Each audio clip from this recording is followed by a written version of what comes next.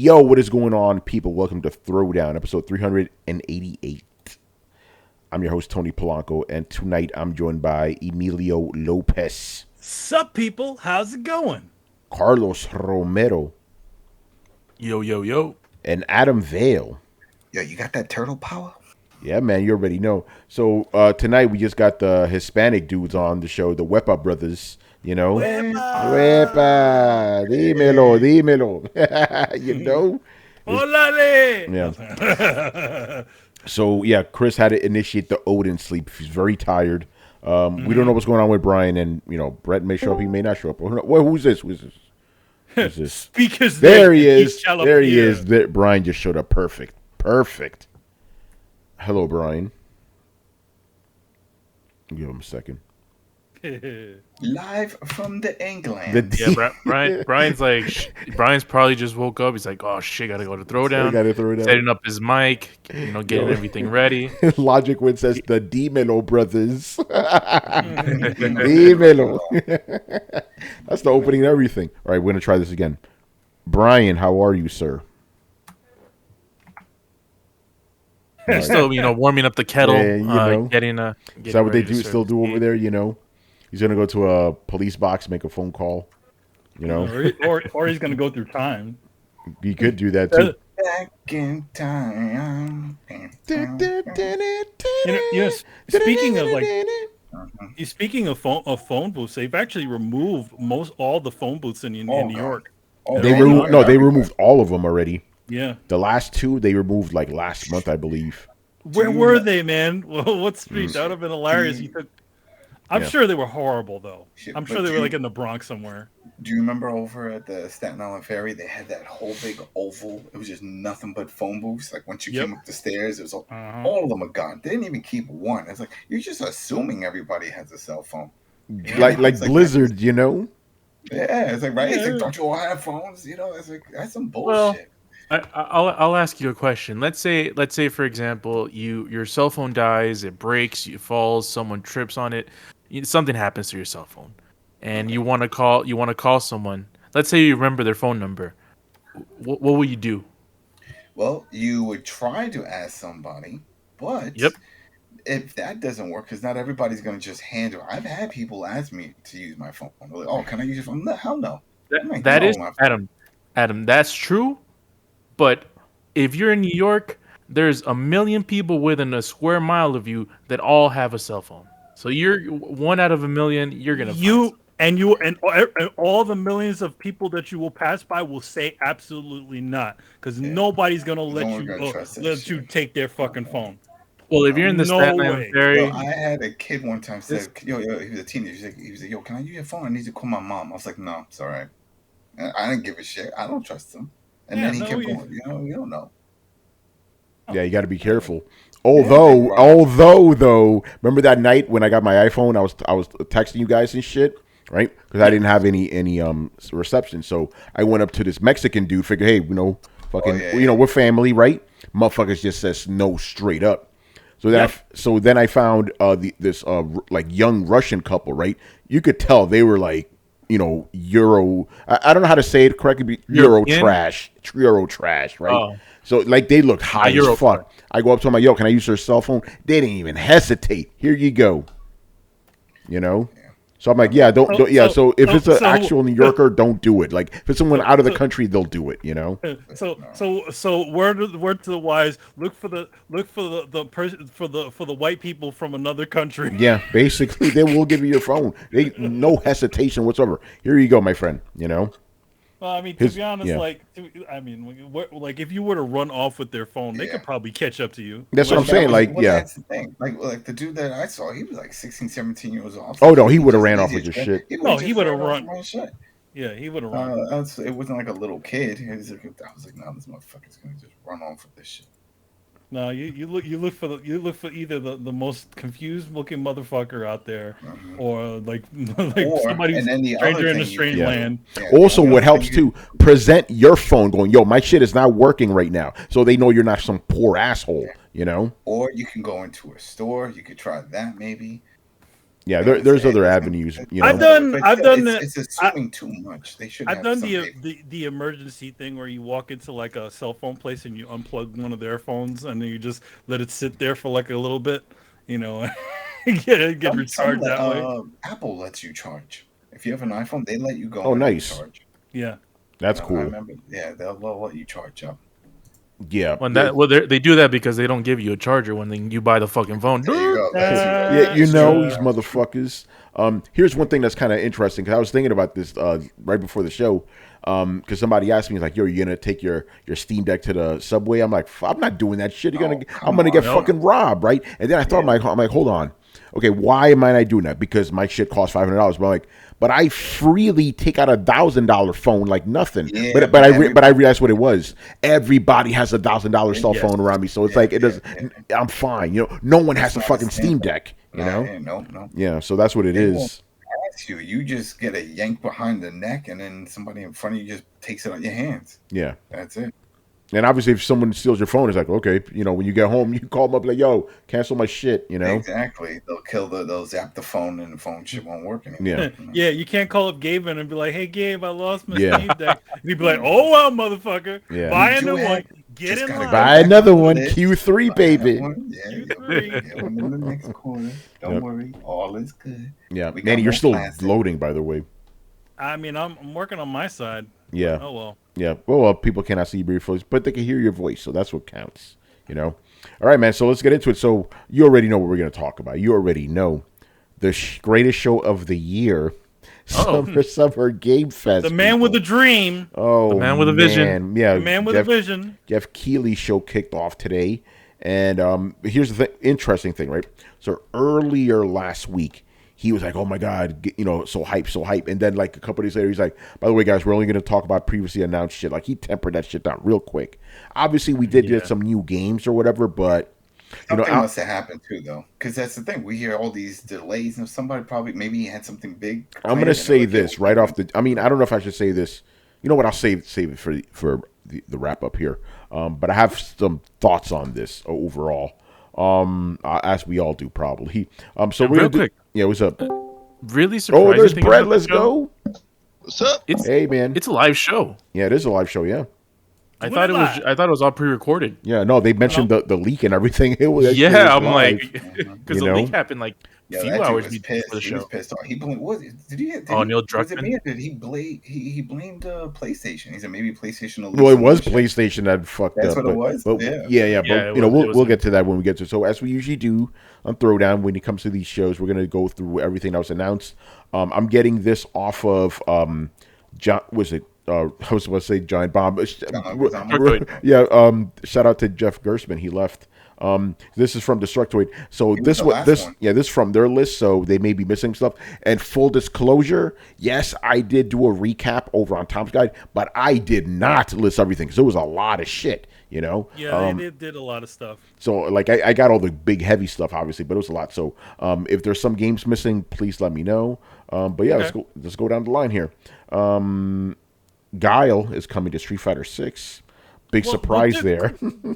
Like literally, they talk about leaks. They literally leaked the character designs for every single character for the game. So Guile is showing up. I don't mean a damn thing because they literally leaked the concept art. So somebody did. Is that even on Reddit. Leak? He should be expected. He's one of the OGs. That's yeah. Well, every character was leaked. You know? Yeah, every character was leaked. So Guile being in there, Dalsim's in there, E Honda's in there, the usual. And then they got and the funny thing is now they're gonna have these quote unquote reveals for these characters over the next couple months. It's like we already know every single person in the game. We know what they look like. Yeah. And Guile looks exactly the way that, for a second, I'm like, it's just concept art that just got leaked. Maybe they won't look exactly like that. No, they just look exactly like the concept art. So nobody liked their hair. People flipping out over his hair. Yeah, the hair looks like cheap ass Tress FX hair. Oh shit. But going back to the announcement, I'm like, it's like saying you have a Smash Bros reveal and saying that Mario's in it. Yeah, exactly. It's not really but also I think if anything, they probably have more like newer characters going to be showing up on their Capcom thing, which is going to be showing up like Friday or Saturday. I can't remember what the listing was, but they got the presentation or something coming up. So maybe they'll show up another character. Hey, look, it's a totally new guy. Yeah, on Monday, I believe this one that's going down. By the way, I'm not going to name the site. I'm trying to be a little professional here. But one site was very quick to jump on, the character leaks and all that. It was like, oh, Street Fighter 6 introduces the first black female to the series. Somebody didn't play Street Fighter 3. Yeah, well, here's the thing. Well, no, there was a like a thing between that where they're saying that she's she's an American, Oh, they're trying. Oh, yeah, we talked about that after the show, I believe. Yeah.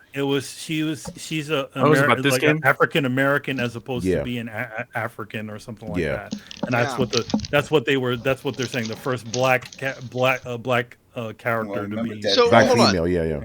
Yeah, but the problem with that is they're implying like it's kind of like a racial thing, and then like no, it's a nationality thing, right? Like well, I mean, do you have anybody from Kazakhstan? Do you have like at that point like you're like, well, this is the first Madagascarian woman. And the other thing is that she wasn't. The funny thing is that they said the first black American character. The funny thing about that is that she hadn't even been revealed yet. Yeah, she hasn't. It was just off the leaks. He was off the leaks that they showed. So this guy's making assumptions as to what this person is. And if they were, I mean, to be honest, they should have showed her first. But we know how certain. Hey, at least we know Guile's here. Yeah, at least we know Guile's there. Don't be surprised if E Honda shows up. Or, right. or anyone on that character list. Do you think Chun-Li's going to be in this one? Oh, she was shown. She was already revealed. She was already shown. Good. Yeah. But that's the thing. That's kind of stupid because you expect it. It's like with Mortal Kombat. It's like, oh, guess what? I think Raiden might be in this game. What? Come on. Raiden. Oh my God! Scorpion's in the new Mortal Kombat. That can't be. That just can't be. Sub-Zero. Sub-Zero. That's why it's bullshit. It's bullshit. But I would have thought they learned a lesson. They did the same shit for 5. Remember? They were slowly dropping them. Yeah, they're gonna do it again. Yeah. Characters. Yeah. You know who here's going to be in this one? What happened? You know who here's going to be in this one? Yeah, no, I heard that. Yeah, who else? Ken's ex-wife. Oh shit! What they're doing to Ken is dirty, man. In that game, yeah. dirty. Well, they couldn't make Guile lose control of his family. Well, no, he remember his famous saying, "Go home and be a family man." He knows how to hold it down. But come on, like that dude. But that dude has the most skeletons in his past. Like he could have been like looking for Charlie all over the place. Charlie, where are you? And then he loses contact with his family. Yeah, well, his wife is more loyal. I will say this though, just imagine. Okay, I want this. It's not gonna happen, but imagine if this happened, right? You know how Guile tells Ken to go home and be a family man, and Ken just starts crying. Like I tried, man. I tried. I had it. But I want to be. But I also want to be a Street Fighter, just like Ryu. Yeah. And what about the Cody? Are we gonna get the prison one? I prefer the prison one from 4 because he had the ball and chain. No, well, you mean from Alpha 3. But he was also in 4. He has that. Yeah, he was in 4. Yeah, he had the ball and chain. But then they put him back again, and he's now like a mayor. Dude. Yeah, he's like a mayor. Yeah, and that was some bullshit. I don't want no mayor. Yeah. All right, let's move on, man. Down the line here. Next game this show was Aliens: Dark Descent that had robot xenomorphs or something. That was weird. What? No, they were the normal xenomorphs. No, they look robotic to me. Like at least one of them. I think it was the lighting. I think it was the lighting. You think that's what it was? I'm like, is that a robot? But there were some kind of robots in there, some kind of organic type of robots or something. I don't know, something strange about it. Very like I had a robotic feel about it. By the way, that looks like an isometric game. They kept on showing. It is. Yeah, they kept on showing a lot of top angle stuff. Oh shit! Because when I saw the trailer, it looked like a FPS or something. Wow! No. And I'm looking at a screen now. Yeah, it's an isometric game. It's an isometric. Yep. Literally, they kept going back to those far shots and showing them shooting the aliens. Yeah. So I was like, oh, okay, I get it. This is an isometric game. Oh. Like it's like Aliens. What's that other Aliens game that came out? I mean, not a Isolation. That's first person. And no, same thing with Fireteam. Alien Fireteam was also first person. So which Alien game are you talking about? Which one? Let me see. Alien. I'm looking at the trailer. Alien. Oh no, it's Alien Swarm. Never mind. But no, but I mean, here's the thing. Like, I don't see that. Okay, I definitely see these kind of organic robot dudes. You're right about the alien. It is a lighting. But I would say, like, when it comes to that, you see androids? Yeah, they look like zombie androids or something. They could be doing like what's that game? Dead Nation, where it's like it's like that's what it looks like. That other one. I mean, I don't mind that Housemarque sort of games? idea. Housemarque, that's what they were. Remember? Like Next Machina and those. Yeah. I could see that working for it. I mean, like, or the one Cyberpunk game that just came out recently. That's an isometric deal. Yeah, that wasn't. Yeah, that wasn't that good. But I mean, it's a popular genre, but not like super popular. At least I don't think it's gonna be popular within us. Not for Throwdown, Yeah, unless they can get like the co-op going with that. If everybody's playing a little, a little Colonial Marine, Yeah. But I don't see this as offensive.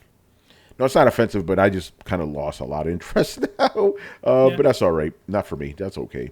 You want another Alien Isolation like game? That's what you want. That'd be nice. You want a different type of survival horror looking outer space game? Survival horror space game. By the way, so this was the first one of these. I guess you could consider it the first one, right? Horror space game. And the second space game, the one I'm actually excited about, the Callisto Protocol. They even had Glenn Schofield all up on there. I was like, oh, okay, this is cool. I mean, I definitely think that's it's definitely like a comeback for him because it's like he, I would say he was unceremoniously let go. His studio closed down. Over at EA. Yeah. Because I feel like they had a lot in them, and I feel like a lot of times EA was getting in, putting their nose into their deal too much. I feel like that point though, a lot of people already had left. They were doing the Call of Duty and stuff. It wasn't the same team anymore. Because when EA picked them up, and this is what we'll probably see once this whole Activision thing with Microsoft is done, they let all those studios say, "Hey, anybody, developers, anybody want to go somewhere, want to do something different?" And people raising their hands and bouncing. So, I mean, they don't want to lose that work, but yeah, exactly. I have to commend him on the short development, on the what seems like a short development time for this, because it feels like it just got announced last year.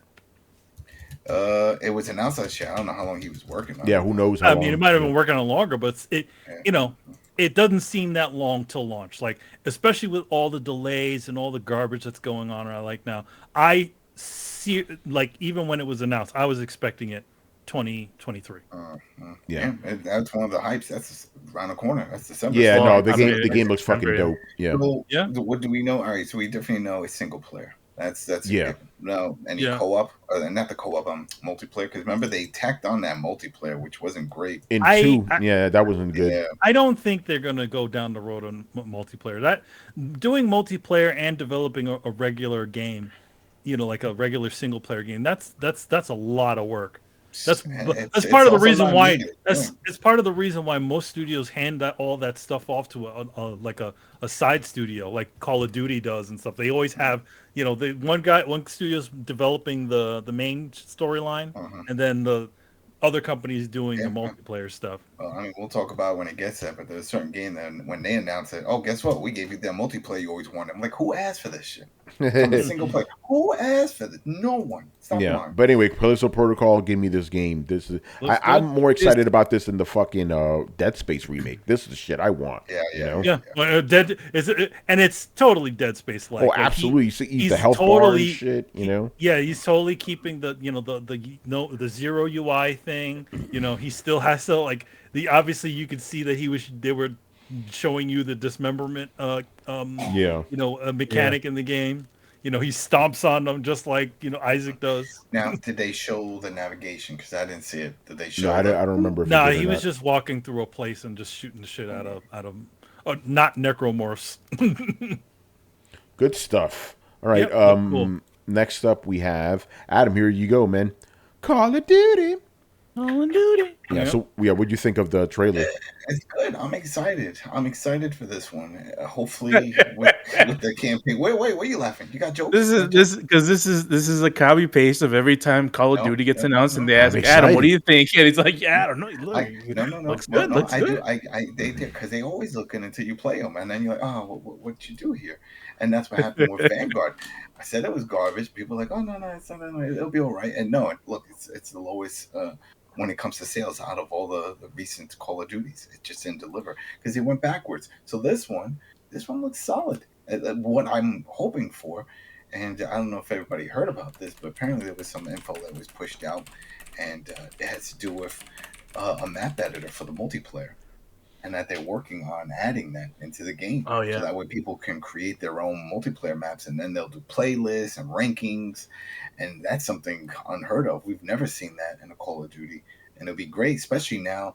That makes perfect sense because they don't sell packs. Like back in the day, we're like, they're never going to do it because they sell packs of map packs. So clearly they want you to buy their maps. Well, that's the thing of the past. Now it's all about the getting the season pass and that whole, not the season pass, but what's it called? The battle packs and the whole thing, getting seasons and getting gear and getting cosmetics and all that stuff. That the maps are just free drops.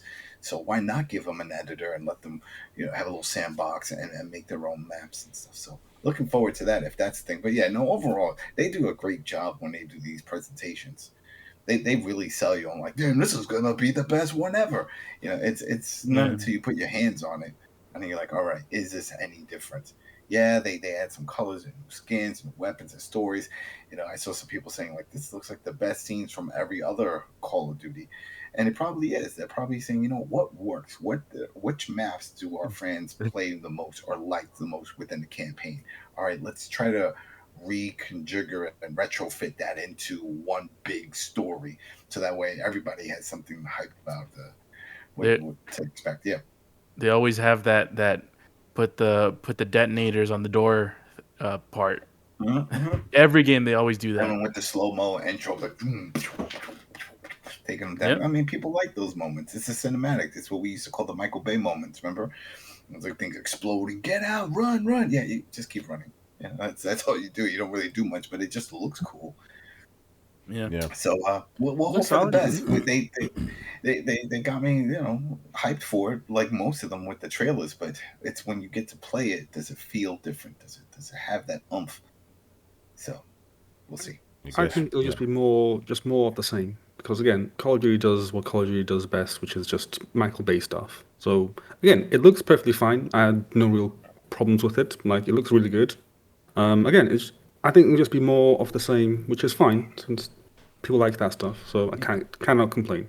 They've been doing it for decades now, and no one's. That's it. Well, that's it. That's what I was gonna say. It's like they're still the king of the hill when it comes to that. We've seen others try to do it, and it just doesn't work out. And they're still on the top, and they're just going to keep spitting them out. Well, this is the last one. Remember, we got 2-year break after this one. So we'll see what they could actually do on the drawing board. Because where do you go from this? They've gone to space. They've done Vietnam. They've done modern warfare. They've done it all. I mean, unless they do that other one that I played for a little bit. It wasn't dumb, but it was another student that tried it. It was the Civil War. Remember, you get the musket and you get the shit, yeah. I remember that. Yeah. You run around I was like, this was horrible, but somebody tried it. And years ago, Carlos, you probably know because you play Call of Duty. Remember when they were this leaked footage and they looked like a knight getting off a horse and it was like running around, people thinking, and it was by Infinity Ward. It was one of the studios behind Call of Duty. It was a fake, right? No, that's the thing. It was like a concept. Like an idea, because they made certain ones just to see which one would stick, and they made one that leaked out. It was just a concept. They didn't go forward with it, but that would have been crazy if you think about it now. Back then, wouldn't have mattered. The tech wasn't there, but now with Warzone being very popular and stuff, imagine just having a bunch of knights. It would be like that. Was it Cavalry? Sounds like For Honor or something. Yep, pretty much. Yeah, it's For Honor. Like that already exists. Yeah. Yo, they should do the Revolutionary War, and then you just like line up and shoot. Yeah, right. I got a better idea. They should do Halo. Just give me an idea though. Maybe they could do like Call of Duty There you go. No, Call of Duty Ancient Warfare. You know, some like Trojan War shit. You know. I mean, I want to see more people do first-person melee games. Like, I'm sure there's a way to do it that is fun. I have not seen anybody really nail it yet. Yeah. It's gonna be tricky to see where they go. It does sound cool, but I don't know if it can be a Call of Duty, because if you do a Call of Duty and you do that, people need guns. People are gonna lose their shit. It's not a Call of Duty if you don't have guns. Warzone 2 being free. Well, Warzone 1 was free, but now 2, and there's a whole new map and layout. That'll be fun for everybody just to jump in and try that out. Yeah.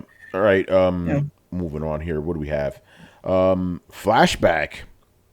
Yep. Very interesting. He was hype, and he was very hype. Yeah. No, I actually was. I wasn't expecting. I'm like, oh, flashback. Interesting. It's so I was actually watching the stream with the members of the dev team for the game that I'm working on currently, and we were all told, I had the old man moment when I was like, oh, as soon as I saw it, I'm like, oh, that's flashback, and they're like, what's that? And I'm like, oh my god, I didn't realize that you guys are that young. Yeah, those guys are young. I didn't know kids. what it was. Yeah. It's been like 30 years since since the original one, but granted, they did do, like, I don't know, PlayStation 3 era, they did like a redo of it. Like they did. They did a remake. Here's the thing. This is not a remake. This is a sequel. Oh no, it's a sequel. It's Flashback too. Yeah. Yeah, but no, man, I was the same boat. I was like, we're not the same boat because I didn't have anyone around. But I was like, Flashback. Oh shit, Yeah.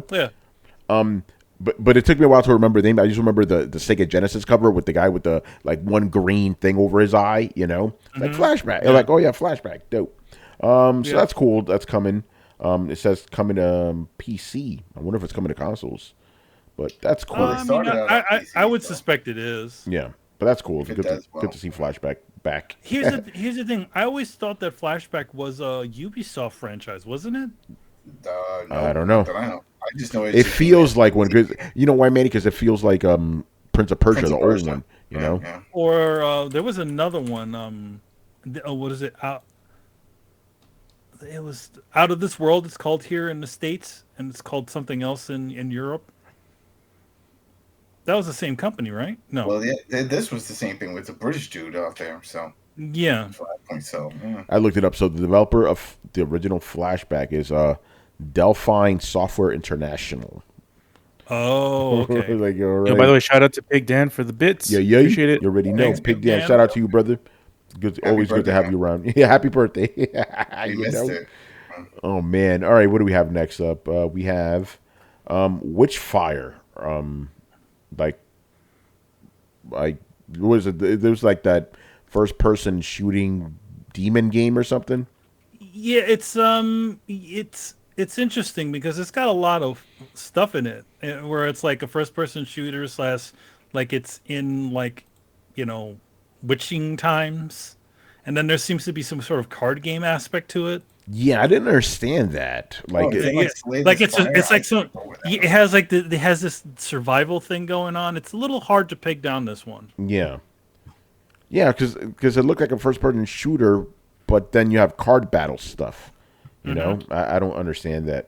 Well, I mean, it's weird because it has like they show them doing some survival stuff, like they're making fires and cutting down trees, and then they do some alchemy shit with the cards. I'm like, okay, Right. what's this? What was the one that we played on Switch like this? The digging one, and then they had a bunch of them. Something Quest. What? Brett knows. Brett played it. That's what they remind me. It was like pirates doing some stuff like this with cards, and then there was shooting and stuff, depending on the card you. Oh man. I don't know. I have no idea what you're talking about. Yeah. All right. So that was that. Next up, we have this another sci-fi horror game called Fort Solis. It takes place on Mars. What's interesting about this game is that it has Troy Baker and Roger Clark, the voice of Arthur Morgan, in it. I believe this is a second voice acting thing for Roger Clark. For games. And I believe this is the 6 millionth thing that Troy Baker. Yeah, exactly. I noticed. Yeah. What was it called again? What was it called? Fort Solis. Fort Solis. Fort Solis. I noticed that Troy Baker seems a little bit more involved in this one than you would usually think he was. Like he seemed to know a little bit more about it than. Yeah, I noticed that too. But I wonder if he has some sort of stake inside of it. Yeah, but apparently, like this game possible. uses like a lot of like motion capture and all this other stuff. So kind of interesting. And then who's the developer? Because that guy seemed like he was somebody too. Like it looked like he had been around for a while. Like I don't know what he had been. I believe you're right about that. Wait, it's Black something. Black Tusk? They're not around. No, but I don't know. Yeah, I don't know. I guess we have to look into that guy. Yeah, we have to look into it. Yeah. The name of the studio is called Fallen Leaf. It sounds like. So I guess you could look that up. Let's look at Fallen Leaf and see what it is. Yeah, it's coming to Steam. Get your ass to Maz. Very interesting.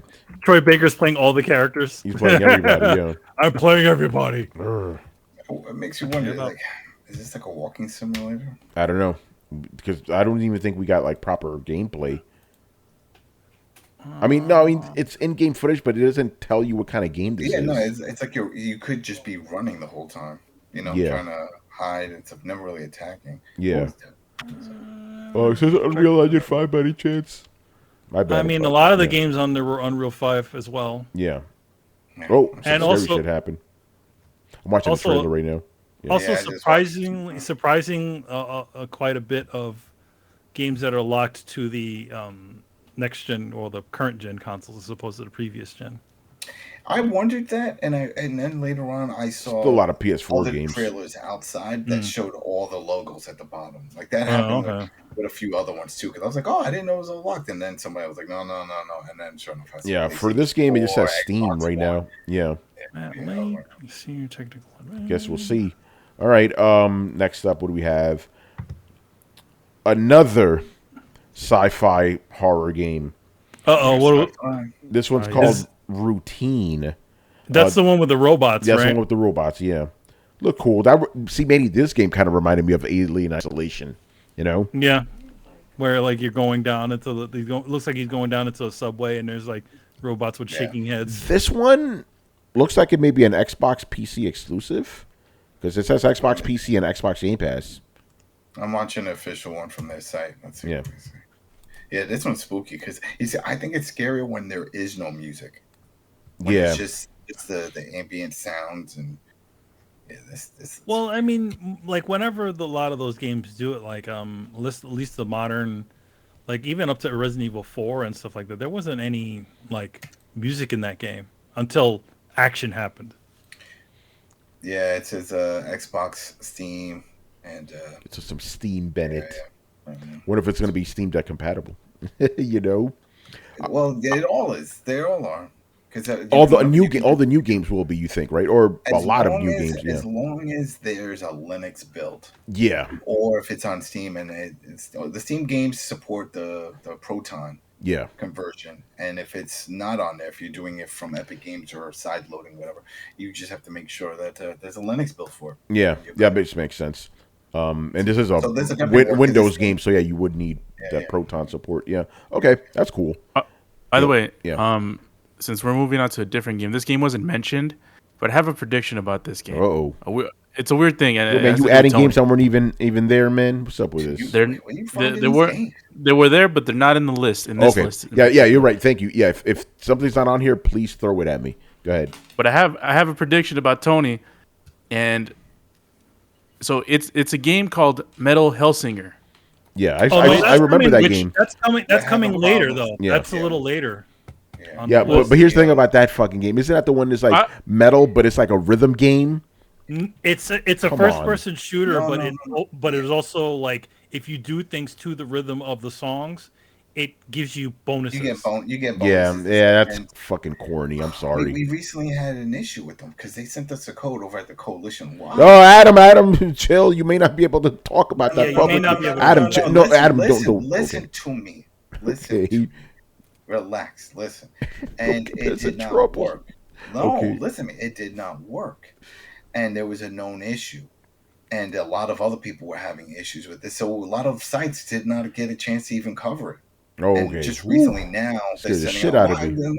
No, that's the whole thing. It said they sent it. We're like, oh yeah, we're gonna check it out. And then we said, hey, we're having trouble. It's like, yeah, we know. There's some issues going on. We sent them screenshots and stuff. It loaded up once and then it would crash, and it was early. They're still working on it, but it sucks only because at this point, a lot of sites wanted to have content ready to talk about it. Like, yeah, we put our hands on it, and put our hands on it. What I mean, Yeah. I like that. And it wasn't available because the shit was That's crazy, though. One of the builds. So now the build that is going to be open to the public, I think it's coming next week or whatever. Then we'll really get to check it out. But yeah, we had it like over a month. They sent it out. To a lot of sites. That's crazy. Carlos, what was your prediction? Well, it's pointless at this point. Yeah, I was gonna say you weren't gonna like this game. Yeah, because of the rhythm shit. Because think about it. The two main influences of this game is metal and doom. Yeah. But if you throw which is something that is two things that you love, but when you throw that freaking rhythm stuff, I'm like, yeah, that's gonna make him be like, no, fuck this. Yeah. I remember we heard about this like 2 years ago. Yeah, I mean, there's a lot of like I remember like, they added more names to the voices, the singers and performers on there. Because what's his fate, like the guitarist from there's a lot of people. There's Trivium on there or something. I think they said System of a Down. No, that's the singer. Serge Tankian was, yeah, he's in this thing. System of a Down, yeah. Yeah, but I mean, before that, they didn't have him mentioned until recently. Like Surge or Siege, whatever his name is. Surge. Yeah, the System of a Down guy is a new addition to it because he wasn't listed as a part of that game originally. No, this wasn't the trailer that had Master of Puppets, right? No, that's one trailer. That's the what's that thing? That's the Midnight Suns. It was it was Midnight Suns. 2 years ago, it was the PC Game Fest when they do just the PC game ones. And one of the devs came out and he was cursing up a storm about like all the we got all and he did like a whole bunch of games he was showing off the studio, and this was one of them. That's when I remember seeing. I was like, oh wow, this sounds pretty good. I'll tell you one thing, that dude looked like he had like that like crazy ass long hair. You could tell that dude was into the metal. By the way, we should talk about Midnight Suns because it's not on this list. Oh, okay. All right. So Midnight Suns, they had Metallica. Okay.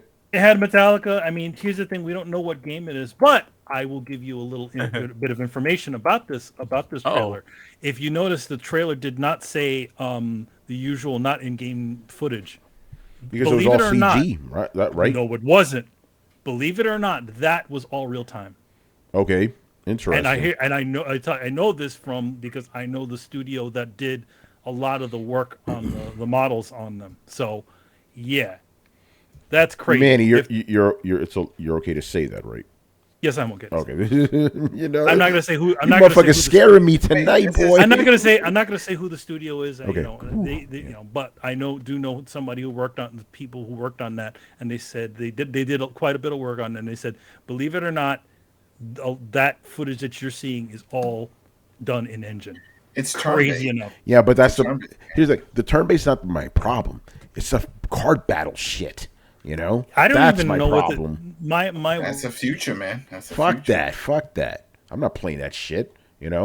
People like it. Good for them. I don't like it, so I'm not playing it. Because you know what it is? It's like it's taking those card games and then just throwing it out. It's sort of like I do play FIFA. I barely like those in real life. There you go. You never played Magic the Gathering? I did, but I got bored of it after a summer. There you go. Well, that's what this is, and it's just having it played out in front of you. So. People want that. Fantastic. I don't fuck with it. This is bothering me. The one that Brett and I used to play. All right. Moving on here. Where the hell were we? Stormgate. Sorry, before I get SteamWorld Dig. They did one. That was it. SteamWorld Heist. It was called SteamWorld Heist. Well, proud of you, Adam. All right. What the hell, Stormgate? This is a new game. It's a free to play RTS. Yeah, the Blizzard people, they made because I saw this and I'm like, this for some reason this feels like Heroes of the Storm. Heroes of the Storm. But it's it's like some old Blizzard dudes, and it's like it's an RTS game, free to play. Yeah. Well, is this a new studio? It's a new studio. Yeah. Remember from the guys that left out. I feel like that was just a few months ago. This is quick. who knows? I don't have anything to say about that. What about the rest of you guys? Stormgate, free to play, RTS. Nah. Just amazing how many sci-fi games we're getting this year. A lot, yeah. It's kind of ridiculous. So yeah. All right. Next up here on this list, American Arcadia.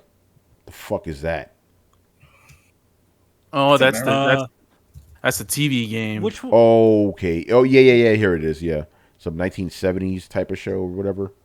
Yeah, I honestly did not understand what this thing was about. I don't understand what this game's about. Let me look at the trailer. There real was quick. quite a bit of trailers that I had no idea what they were going for. Yeah. Yeah. It was first shown off at the Tribeca Game Festival. Okay, good for them. Yeah. Did they say ENIAC, the first computer? That's cool. I'm looking at this. I don't know what kind of game this is supposed to be. It's just some like I just remember some dude like was walking and running and stuff. Yeah, there's a lot of running. Yeah, like the graphics are interesting. I guess. I mean, not the graphics. The art style is interesting, but I don't know. Yeah. Nothing. I think I'm going to just call it nothing to see here. You know. Yeah, I don't. I didn't get hyped for this. Oh no, my bad. Was that the one with the? Yeah, go ahead. Was that the one with the boats and the post-apocalyptic future? No, thing? that's another game. No. I don't think it's on this list. It's a train and. Yeah, whatever.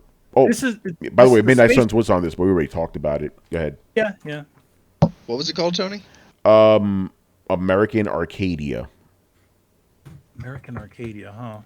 It sounds like a 2000s emo band. Yeah, interesting dystopian TV setup. But what about that other post-apocalyptic boat game?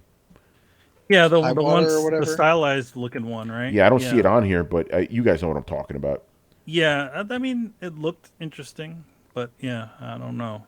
Oh, okay. This is called Humankind. Is that it? Yeah, it was like called Human something. Yeah. Or is it? No, it's what the fuck is this? Oh no, that's an RTS. That's later on. I don't know what. Human behavior. No. Yeah, I it don't know was what American Arcadia is. It just okay. I don't know what it is either, Brett. I don't know. Well, no, like I'm looking at it. It's like hotels and it almost looks like a Lupin-esque running game or something like that. Like it looks like very much on that 60s sort of aesthetics, 60s 70s aesthetics. Yeah, I don't know. Yeah, Humankind. One word, Humankind. Yeah, that's the post-apocalyptic boat game. Okay, so what it is then? All right. Well, no, that's Humankind, but this Arcadia thing, American Arcadia is a different one. I don't know. No, the boat one was High Water or something. High Water. There, thank you, Brett. Thank you. There it is, High Water. Oh, it's because why does Destructo use this red font on a black background? I can't see shit. You know? They don't want you to see it. Yeah. There it is. Yeah. Thank you, Brett. High Water. There you go. High Water is an upcoming adventure indie game. Whatever. Here's the thing. Like, I do like that there are style differences, but I do wish it wasn't. It's also a lot of ways, obviously, because they want to save on art and stuff like that. They choose a sort of stylized look, but I'd like to see games that are a little bit more complicated, using a stylized aesthetic than just, hey, look, we're really, really far away, almost being 2D isometric type of titles. Yeah. All right. So there's High Water, American Arcadia, Midnight Suns. We did. Now this one's interesting. Someone needs to clue me in on this one. So it's Goat Simulator 3. I didn't know they made a 2. It didn't make a 2. Is that the joke? There is no 2. Okay. That's the whole joke, Tony. Okay. That's the joke. It's a beautiful joke. That's why you needed to, like, is it a joke? It is a joke. All right. Yeah, it's a joke. Well done, guys. In fact, and their trailer was a rip-off of the Dead Island trailer, with the It guy was, running. yeah. Yeah. So yeah, if you like your goat simulating games, so there you go. You can have a fun, a silly glitchy mess as opposed to a not so fun glitchy mess. Brian, Goat Simulator 3. Yeah. Oh yeah. Why not? It looks like it's multiplayer too. Like they were showing 4 goats there. I have to make the obvious joke. Have to do it. Will Goat Simulator 3 be the goat? I mean, It'll be the goat game. Goat Simulator games. Will it be the goat? It might be the goat games. I think it will be the goat of the year. Goat. There you go. Oh man. All right, so what do we have next? Midnight Fight Express.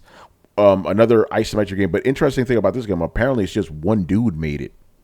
Yes, but the fun thing about the dude is that they named it later. That dude has some freaking gaming history. Like he worked at like God of War and like all kinds of other crazy companies. Wow. So he has a He had the juice. He's not just some random dude who just like found an engine and is making a game like Hotline in Miami. It's down to in my mind. I picture a guy who walks through all departments and was like, "Hey, I think if I can just do this, hey, just stick to your spot." No, I mean, I can do. No. I'm gonna do my own game. I'm gonna do all your stuff.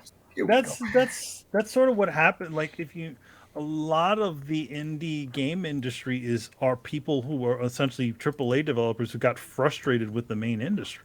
Yeah. I know a couple of guys like that. You know. All right, so Midnight Fight Express looks like Sifu from like Isometric View. I don't know. We'll see. Next up, hey Brian, here you go. Warframe is finally ready to show the Diviri Paradox expansion. What's all this about? Don't care. Lost Damn, Mr. 4,000 hours in Warframe. Warframe's free to play. Talk about it. Well, Warframe went free to play. Oh yeah. No, it's always been free to play. Oh, okay. Yeah. Oh yeah, it has been. Yeah, you're right about that. Man, he's still technically right. Oh shit. Yeah. It went free to play. No, the real question is, has it come out in beta yet? Because it was still like saying, "Oh yeah, it's still in beta. It's still in beta." People, it's like, oh yeah, come on, just come out yet. It's like PlayStation Home never left beta. But yeah, I just don't care anymore because they always take so long to make any type of new content that it just gets longer and longer each time. So I clocked out. I got bored of waiting. So yeah. All right. We also have this other game called Neon White. Neon White. What in the fuck is this? I have no fucking clue, man. This looks weird as hell. I don't understand what's happening.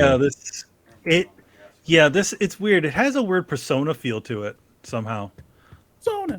But I don't know what the deal is. It looks like a shooter of some sort, but then there's voice acting or there's cards. Or like a suit or like a Persona or a Suda 51 game. I think this is like a Gravity Rush with cards or something like that. Nobody knows what the fuck this game is. Nobody knows. No, I'm telling you, looking at the gameplay, like it's heavy locomotion based. Shooter. It's a first-person shooter and puzzle platformer. So we're all wrong. Game developed by Angel Matrix, published by whoever, doesn't matter. It's going to be on Switch and Windows. I agree, Tony. Yeah, I probably shouldn't have yawned on the show, but it's appropriate for this fucking recap. You know, the gameplay is goal defending against all enemies, reaching the goal, yada yada yada. Cards will be used as weapons. Yeah, it's a card-based speed-running first-person shooter hybrid. So it's Sonic with deck-building card elements. Oh God! That you swap into like FPS. That sounds terrible. That sounds awful. The lead designer Ben Esparto has stated that the experiences. It's based on the experiences from watching speedrunners, so it's supposed to be like made for speedrunning people. Interesting. All right. What do we have next? Zenless Zone Zero, some anime game. I almost thought it was the one that we saw on the PlayStation thing. Yeah. Again, I don't know what's going on here. But who it's made? But when we were watching it earlier, we were all the people were talking about it, and it looks like the Genshin Impact guys. What we said. Yeah, it is. It actually is the Genshin. Yeah, it is, right? Yeah, it's the Genshin Impact guys. Both the games back to back, this game and the one that comes after, are both made by the Genshin Impact people. Yeah. So, China. It's what's the name? I don't think they have it listed here. It's like Nihi something. I don't know what the fuck it was. Yeah. So it's those games have their fans. Yeah, they do.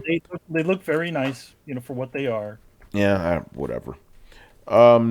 Next we have Super People. Super People. What a generic name.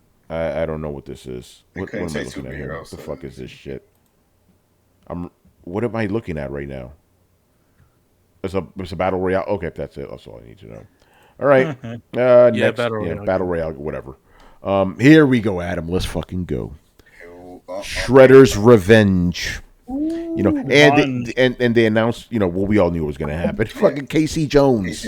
You know, Yeah, I mean, how do you this not game have Casey Jones? Yeah, I mean that was the biggest gripe with all the other ones. It's like, where's Casey Jones? yeah. Well, he's in there, and the game drops June 16th Yeah, Yeah, next week. That's fucking crazy. You know, Yeah. That's short notice, but I'm glad 6-player co-op. You know 4 local with 6 if they're online. So we got to get the Throwdown crew. You know, No, Yeah, that's what I was gonna be saying fun. in the thing before. Yeah, We got to get yeah. everybody together. get a couple of stragglers too. You know, it's coming to all platforms. It'll be Yep. on Game Pass for those who want on Game Pass. This is a must buy though for everybody. this needs to be cross-play. That would be cool. That's the shame of it. I was Yeah. hoping they would say that because like just fucking cross-play this. This would be great. Yeah. So there you go, Turtles. I'm hyped. Give me this shit. Oh yeah. Give me this game. You know. Looks cool. Okay, here's the other anime game. It's called Honkai Star Rail. Another Yeah. Genshin Impact game. Yeah, it's another made by the same studio. I have to say, like, Go ahead, Brian. No, I'm guessing that it's maybe, well, I'm assuming that it is related to Honkai Third Impact, which was the one that they made before Genshin Impact. yes, Yeah, that would make guessing. sense, wouldn't it? Cool. All right. So if you like Genshin Impact or Honkai Impact, there you go. All right. What do we have next here? Nightingale. That's the band. Nightingale blends survival and card. Sorry, I dozed off. no I point. dozed What off. is- I dozed off. Oh, I yeah. dozed off in the middle of the sentence. I Sorry. like how card games have watching like Obi-Wan. Nightingale Oh. blends survival and card crafting in a. I like how card games have become like this generation's what's it called? Oh my gosh, battle royale. Where like Well, anytime battle anyone royale else is hears the that, generation you just battle royale. you just like clock out. It's like Yeah. card games. Okay, next, Tony. Come on. Okay, so I Why thought are they this was putting the card other games one. in video games? It is the dumbest, like backwards ass bullshit. I don't get me wrong. I love board games and stuff too. My sister's a board game nerd the way I'm a video game nerd, right? Like we play all kinds of games, and deck building is a big thing in the card and gaming community because it allows you to kind of customize your gaming experience a little bit more. And feel like you have some sort of progression in your gaming experience. See, So it's progression, really same. popular there. It's really popular there. But you don't yeah. fucking need it in video games because here's the thing. In those games, you use a card system because it allows you to then collect and upgrade things in a board game. That's how you access the ability to upgrade things and build a better armory in a card game. You don't need that in a video game. Even the same mechanics, even like a roguelike, right? Where you're just adding different weapons to the possible weapon drop pool, doesn't need a card mechanic and often doesn't have one. They're just shoehorning this shit in. And for the Yeah, life of me, I can't figure out why. I Sell blame you this cards. shit on They want to Hearthstone, sell man. you cards. Well, that Hearthstone Magic the Gathering kicked off on that on mobile. But was I making mean, a killing. here's the thing: like Card those packs. those things are specifically card games. They're not Yeah. card game mixed with other games. That is also Yeah, you true. don't play. Well, Don't yeah. don't You you know. blame Hearthstone? No, Tales of the Spire, I think, is what started. People Or love that even game. even the Kingdom Hearts game. What was it? Something memories or whatever it's called. Like the one that came for that was a card game. I feel like it's like always used as a thing to sort of differentiates a game, you know, because they obviously didn't want to make another first-person shooter survival game, so they're like, oh, what? It's got a card aspect to it. It's a card game. God Right, damn I it. was telling that game that we played on Switch, the SteamWorld one, the SteamWorld Heist. That was the card game. Yeah. And the sad thing about this Nightingale thing is that they showed a trailer for this before, and it looked the world looked interesting. It's like this sort of steampunky sort of like magic world, and then now their world revolves around cards. I mean, it'd be cool if at least like I don't know, cards were relevant to the narrative, right? Like if you're playing a game, like Oh, okay. So like, let's say you're playing a game where you have like a magic type deck thing of cards, right? But you actually manifest them as like Pokemon monsters or whatever in the real world, or spirit summons, or you use them for fucking something. Even Gwent was part of the fucking game. God damn it! It was a game in the game. At the Like in other bar. words, it You existed played at in the their bar. world. Yeah, I remember. Yeah, this Yeah, one but is like even playing Gwent would like allow you to like I'm pretty sure unlock different speech options or persuade people or just get money and shit. Like Gwent affected the larger game But as a whole. You didn't need to play Gwent. No, you didn't. It hit that sweet spot. Yeah, And they were smart about that. it's kind of like again, like when card games always usually pop up in other games. Like it was in Final Fantasy IX. It wasn't something that was that important that you needed to play. You could still continue to play the game. Or 9 or 8, they both had card games in them. You didn't need to play like them. Blitzball. Yeah, or Blitzball too. But then again, if you wanted to get their ultimate weapon, you had to play the stupid card game. But anyway, you didn't need to play them. It didn't impede you from getting further into the game. It was something that was on the side. This is like a main gameplay aspect. Yeah, this is part of the game, and it's just stop it. Just are you going to incorporate like elements of like other games that aren't video games? Like you have to kick a can to be safe or some shit. Like it's like I want to fight you, but do you want to play cards first?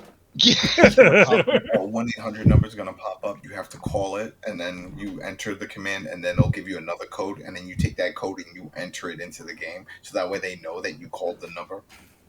I want a game that's like the original Pokemon, like where you're just walking along on your Switch or whatnot, and you see somebody else, and you can challenge them to like an intense street game of backgammon. Our world revolves around the old maid. There's actually like a game sort of like that, and I really don't remember its title. So Adam, hopefully you know its title. Basically, the whole concept was it did involve cards, but the idea is that you selected your cards, and then those affect your attributes, and the gameplay was mostly like an Arkham style game. And then that was pretty much most of the game. It's like you set out, you select your cards based on whatever you have in your deck, and then that affects like your skills and your health and your stats and boosts and whatnot. So hence, I played something like that on Switch. There was a game like and it's got a sequel. I just don't remember its name. It's really annoying me. I'm sure that someone in the chat must know, or someone listening will know this. It was like isometric type game. I really don't remember its name. It's pissing me off. Tony will be pissed off if we had to play this game. I don't know what that. Here's what I'm thinking about this. What is a shitty topping? Like that. Let's try to think. What is a shitty topping? A shitty topping? Yeah. Something that. Well, No. Let's collectively think. What is Throwdown's like number one shitty topping? On what? Pizza? On anything. On anything. Anchovies. Okay, you know what? Let's go with that. I'm going with that. Adding card battle elements to things is like adding fucking anchovies to things. You know, anything. Think about it. Oh, yo, check. Like I got some ice cream with some Oreos. Fantastic. Just sprinkle some anchovies on that shit. You know, that's literally what I thought of. Here's the thing. Like the one thing about the thing about it is that this shit is not anchovies. Because it's like if you replace the cheese of a pizza with some totally different thing that anchovies literally anchovies. Yeah, essentially I'm telling you, the anchovies were literally replaced the cheese. That's what it's like on this situation. Yeah. And it's an integral part of the pizza. Yeah, Logic wins. You need help, brother. He says he likes anchovies. I don't even know if it's like that. It's super out of place and like doesn't belong. That's what I'm saying. It's like saying like I made a pizza, but instead of cheese, I used fruit roll-ups. Like what? Like, that's even in the same world. Yeah. What are you doing? You know what makes anchovies like even worse? It's actually not the anchovies themselves; it's the juice that they put in it. Oh, really? Like if you ever ate anchovies, like fresh anchovies, they don't taste like canned anchovies.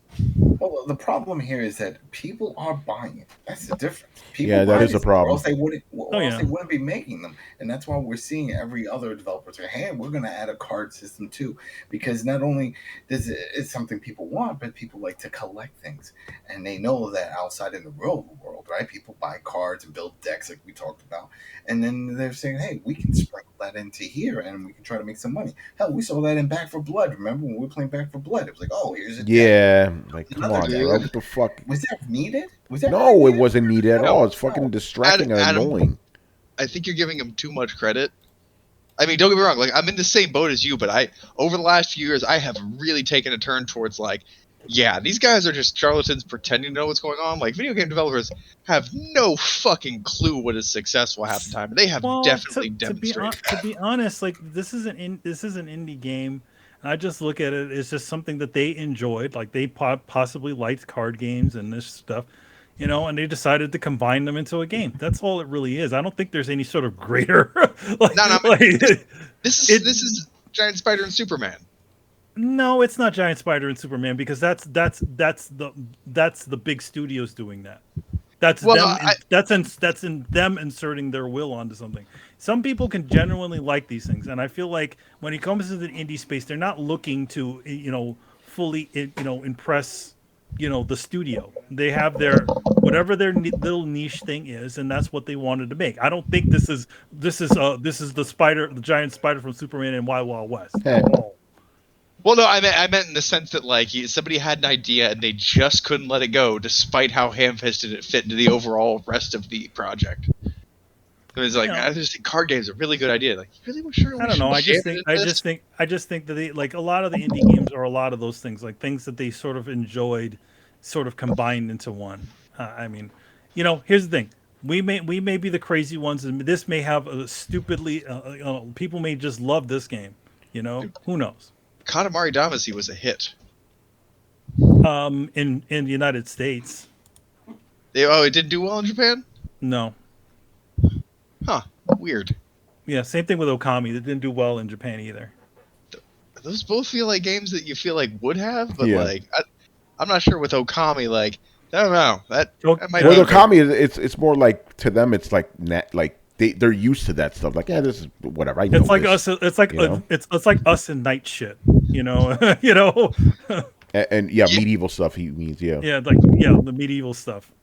It's like we're used to it, so they're used to that mythology. But to us, the Okami's like, oh, look at this. This is crazy. There's weird Japanese stuff and even more so for them because it's strictly Japanese stuff. Like night shit. That's not even us. Yeah, just Western. Just Western. Yeah. All right, moving on here. What is next? Warhammer 40,000 Dark Tide. I mean, they've been showing this game for years. Forever. Yeah. I mean, it's it looks like Doom with Warhammer stuff. I mean, Warhammer's a first person. They look cool. Yeah, Warhammer's a good place to play around and make crazy gas games. They don't need to be the RPG stuff. You could just be like a balls to the wall, like Space Marines with orcs and stuff, which is pretty much what this is. It could be if they made it. Yeah. Next thing we have here is Saints Row Boss Factory. This is interesting. So you could download this right now and make your Saints Row character. Okay. That's so big of them. Weird. So okay, so you can make your character, but you can't play the game. You can't play the game. You just make your character. You'll be prepared though, because then you spent all that time, because that's what they kept showing, all these different variations that you can do. So it's like, go ahead, go crazy, build your guy, get hyped. And they're like, it's free. And I'm like, it better fucking be free. Wait. They're making a new Saints Row game? Yeah. Yes, they are. Where you been, bro? Yeah, I got it. Yeah, they're not, are they? So yeah, I don't know. I don't understand the point of this. What, the game? Make your own character. No, I get it. You make your own character. I've never, correct me if I'm wrong here, I've never heard of a character creator being available separately from the game. No. This is definitely. That's what I'm saying. That's why I'm confused by this. No, I don't. Some people like making their characters, Tony. No, but again, give me another example of a character creator that was released on its own, separate from the game. They've done this at least a few other times. I can't off the top of my head, but like, yeah, they'll let you get in there and tool around and fuck around with the character creator. It isn't regularly done. It's generally done for things where you're like going to spend a whole lot of time customizing. It's like, it seems weird and unnecessary in this, but like maybe you'll spend 400 hours customizing your guy. I don't know. Who knows? It's just obviously a hype thing. Yeah, I mean, it's definitely something to like. It gives you sort of a taste of what the game sort of looks like, and it's definitely like having a demo without a demo. This, But this might be a dump- did they say a release date for this thing? It's out now. It's free. It's now. You could download it No. now. I'm saying the actual Saint Rose game it's connected to. When was it? October or something? It's this year. Yeah, it's holiday season. This year. Okay, yeah, you know, it's fine. Brian, what's up? Does the character actually port over? Oh god, here we go. I just don't care about the reboot. It just seems like it's necessary. It's not a reboot. It's a whole other game. It just feels like Terminator like a Dark reboot, Fate. yeah. You know, it's like no. The one before that is it Terminator Genesis. Genesis. Like, why? Like the originals were good. They were There was fine. a Terminator and then now after there's 2? this. Yeah, that's what I was saying. Every Terminator after 2 was like, why? There were lots of Terminators after 2. They're all No, there bad. weren't. No, there weren't. But There were none. Must be a dark timeline. Yeah. All right. Next up here we have Humankind, which looks like an RTS game, and it's like a what is this? Latin America expansion pack. Yeah, we saw. I don't know. I don't know. I mean, That is some. I mean, I assume that there are people who care about this, and I assume there are They people keep who making this them. really. Well, again, that's kind of thing. This is. I'm just gonna say because I can say it without getting in trouble. This is kind of some woke pandering shit. Like, don't get me wrong. I'm sure people feel very happy to have this inclusive, but like it should be just part of like this should just be part of the civilization game, right? And this is where the part where I swing back and like into politically correct, I guess. Like it shouldn't have to be its own thing. It shouldn't have to be this big separate thing. And I don't agree with the idea of making its own separate thing because it just seems fucking weird. the one thing about the Civilization games is that they have never had they never included Latin America in it. So yes, it should be in there, but it's like why has it always been missing from the No, and I agree, and I kind of feel like this is a weird little overcorrection of like, well, they didn't have this in Civ games, so we're just gonna make our own game. And like, don't get me wrong, again, I'm happy in the greater scheme of things that there is representation there, and that this is made, right? But even the end optics of we're going to make this its own separate thing, like, just it didn't feel like great optics to me, man. Like it should be a thing where we shouldn't be in this position. But since we are, and I'm sure some people care about it, great. My concern is, though, that I'm not really sure there's a whole lot of broad mainstream appeal for this game. And how much broad mainstream appeal is there for an RTS in general? Yeah, that's you know what I'm saying. For me, it's like I've always seen these games, and like the Civilization games, like they have their different tribes and different civilizations, and I'm like, okay, a Latin American pack, well, that makes sense. It's like there's a shitload of fucking cool ass tribes that existed back in the day. Yeah. So why not? I mean, they have the Romans, they have the Greeks, do they have the Mongolians? They need to have them. They got the Mongolians. They're adding. Look, the Irish just got in there, so I want to say it was the last one where they put Celts. And was that pandering? Well, they didn't get the Irish didn't get its own game. Yeah, that's the thing. Like, it's definitely not pandering. This is an expansion, though. Like, it's a DLC. Yeah, it's DLC. Okay. Yeah. No, but that's what I'm saying. Like, good for you for eventually putting them in, right? Like, but to make it a DLC, you should have either A, had it in there, or B, patched it in, right? Like, I get it's an opportunity to make money while being progressive, but it still feels I don't understand why I don't understand the opposition to this. Who cares? Let them do what they're gonna do. No opposition. I'm just saying, like, I wish they would have done this to begin with. Here's the thing: I don't see excluding a whole group of people and then making a paid DLC and then patting yourself on the fucking back as doing the right thing. I just don't. I mean, from that perspective, I get what you're saying, but again, who makes these games? Let's keep it real here. Who makes these games is white people. They're gonna forget people that aren't them. That's just the way it is. I know. But like, should they really be getting paid $25 a pop for correcting their mistakes? I think they're giving people what they probably asked for, man. I'm pretty sure people have wanted this. Carlos has wanted shit like that. So I don't really see the problem here. Well, they don't have Aztecs, so Yeah, it's That's my paying view. for Granted, it, for Tony. me, That's the problem. granted for me, I don't give a fuck. This is an RTS game, so whatever. But still, you know. They have the Dominican original tribes. What are they called?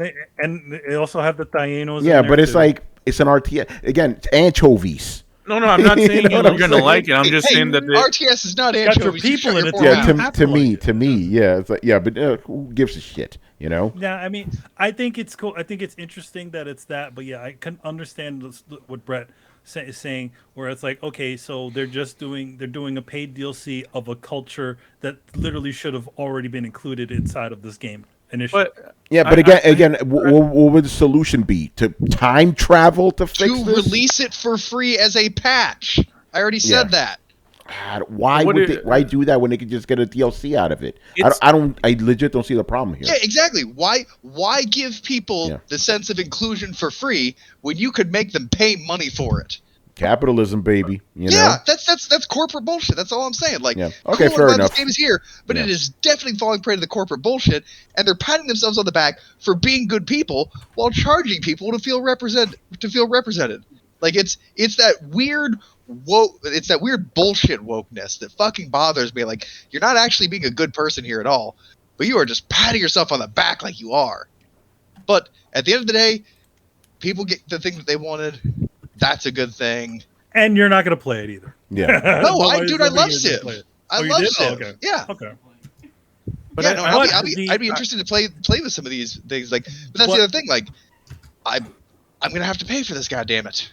And the other big thing about it is that isn't this the first time Civilization is coming to the consoles? Wait, is this on console? Yeah. No, I'm pretty sure it's. I thought- been I thought- out. Hold on, been consoles before. okay, yeah. I'm just Civilization making has sure. been on console. I remember playing like a demo on PS3. I was like, okay, not for me. You know. Okay. All right. Good stuff. I don't know. I don't see it like Brett. It's a game literally called Civilization, introducing civilizations as DLC. So it's like, well, they're not gonna get the old civilizations to be a DLC. They need to make money from No. selling this. Okay, here's where I split. All right, you get to release it for free and pat yourself on the back for being a good person and doing what is, like, ethically kind of the right thing to do, or you don't pat yourself on the back. Why and is you that charge people ethically? $25. Yeah, I was. I think I know. I'm leaning more with Carlos here. It's like, okay, if they've already released DLCs of other civilizations, what is wrong with them releasing a DLC of this civilization? You guys are not listening to the answer. I keep telling you, it's the whole look at how progressive I am kind of stance to the whole thing, man. Yeah, but, okay. But the thing is, if they haven't, Carlos, thank you for telling me that. If they've never released free DLC for other civilizations, why should they do it for this one? Wouldn't that be pandering? Well, no, because if they then released it and were like, look how good of people we are, like, you could do that. Like, cool, you did something good. and Have they you get said that? Have they said, look at us, we're great people? No, I suppose not. All right. So They're just releasing an extra pack of civilizations into a game called Civilization. So Yeah, it's like that's the way I exactly. see it. Yeah, I'm with Carlos on this one. Maybe there's a whole woke thing behind it. I don't know. I'm not seeing it. more of an inclusion it- thing. People if- have been asking for this forever. Is the way that I look at it. But I don't So- know who's been asking for this. That's the weird thing. I don't know who's asked for this. Like if let's say they add feudal Japan or something. It probably already exists. But Yeah. let's say they add feudal Japan and it's like, would I see that as pandering? Not really. If they charge for it, not really. It's like it's just another civilization that they're adding for their little game. But They I don't all know. use I could Asian. be wrong. I'm not. Yeah. I'm not. All right. Anyway, I'm we'll not- talk about this fucking game too much. Let's move on. we're talking about we're talking Like about we're talking about the this game that shitty we'll fucking. never Who buy. gives a shit? You know? Yeah. Ew. Yeah. One of your panelists does, motherfucker. Fair enough. You know, and it is called Throwdown, so we got some fights out of it, so that's good. Yeah, Gotta get a throwdown out of it. Anyway, we Gotham Knights, Nightwing. There you go. that's they showed that next. I mean, Again, I don't. no I don't, Batman. I don't care. You know. I don't Really trust disappointing. I don't trust WB Montreal. Like, I really don't like any of their previous titles, and I feel like this is going to be more of the same. Getting more sold on it the more I see. Be honest, like the kind of the open world that they seem to have took looks like it could be halfway decent. Like I'm definitely getting some. They're trying to do what they did in Spider-Man, where you're just kind of running around, solving crimes and stopping bad guys and shit, which is what everybody wants to feel in a comic book game. So, and I like Batman. I'm not married to, but like you could make. Here's the thing, any other game, I would probably have a problem with this. But you ask me what is the number one thing about the Batman series, and you're gonna get his Batchildren? Not the Batchildren, his rogues gallery and his sidekicks, right? Like it is the people that surround Batman that kind of make the whole Batman universe so intriguing.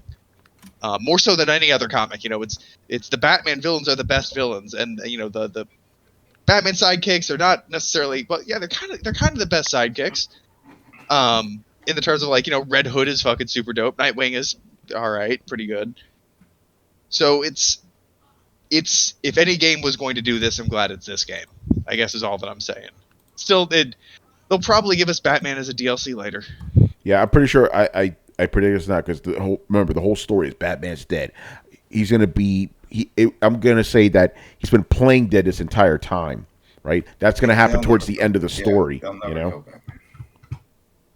was just about to say, like, Brett, you make a very good point, but the biggest thing about the Batman universe and what people like about it is Batman. It's Batman. I was about to say, like, when you said what's the main thing you want from a Batman universe? Batman. I disagree with that. I think it's the Rogues Gallery. Okay, yeah, but I mean, yeah, it's Batman. I mean, for you, it's the Rogues Gallery for sure. But like, I want if it's Batman, I want to see some fucking Batman. Batman's gonna show up. He's definitely gonna show up somehow. Because the Gotham TV show was so successful without Batman. It actually was, unfortunately enough. Oh god, it was on for like what 6 seasons. That was a whole different level of awesome too. The whole like, well, everybody just happened to know each other as kids. So stupid.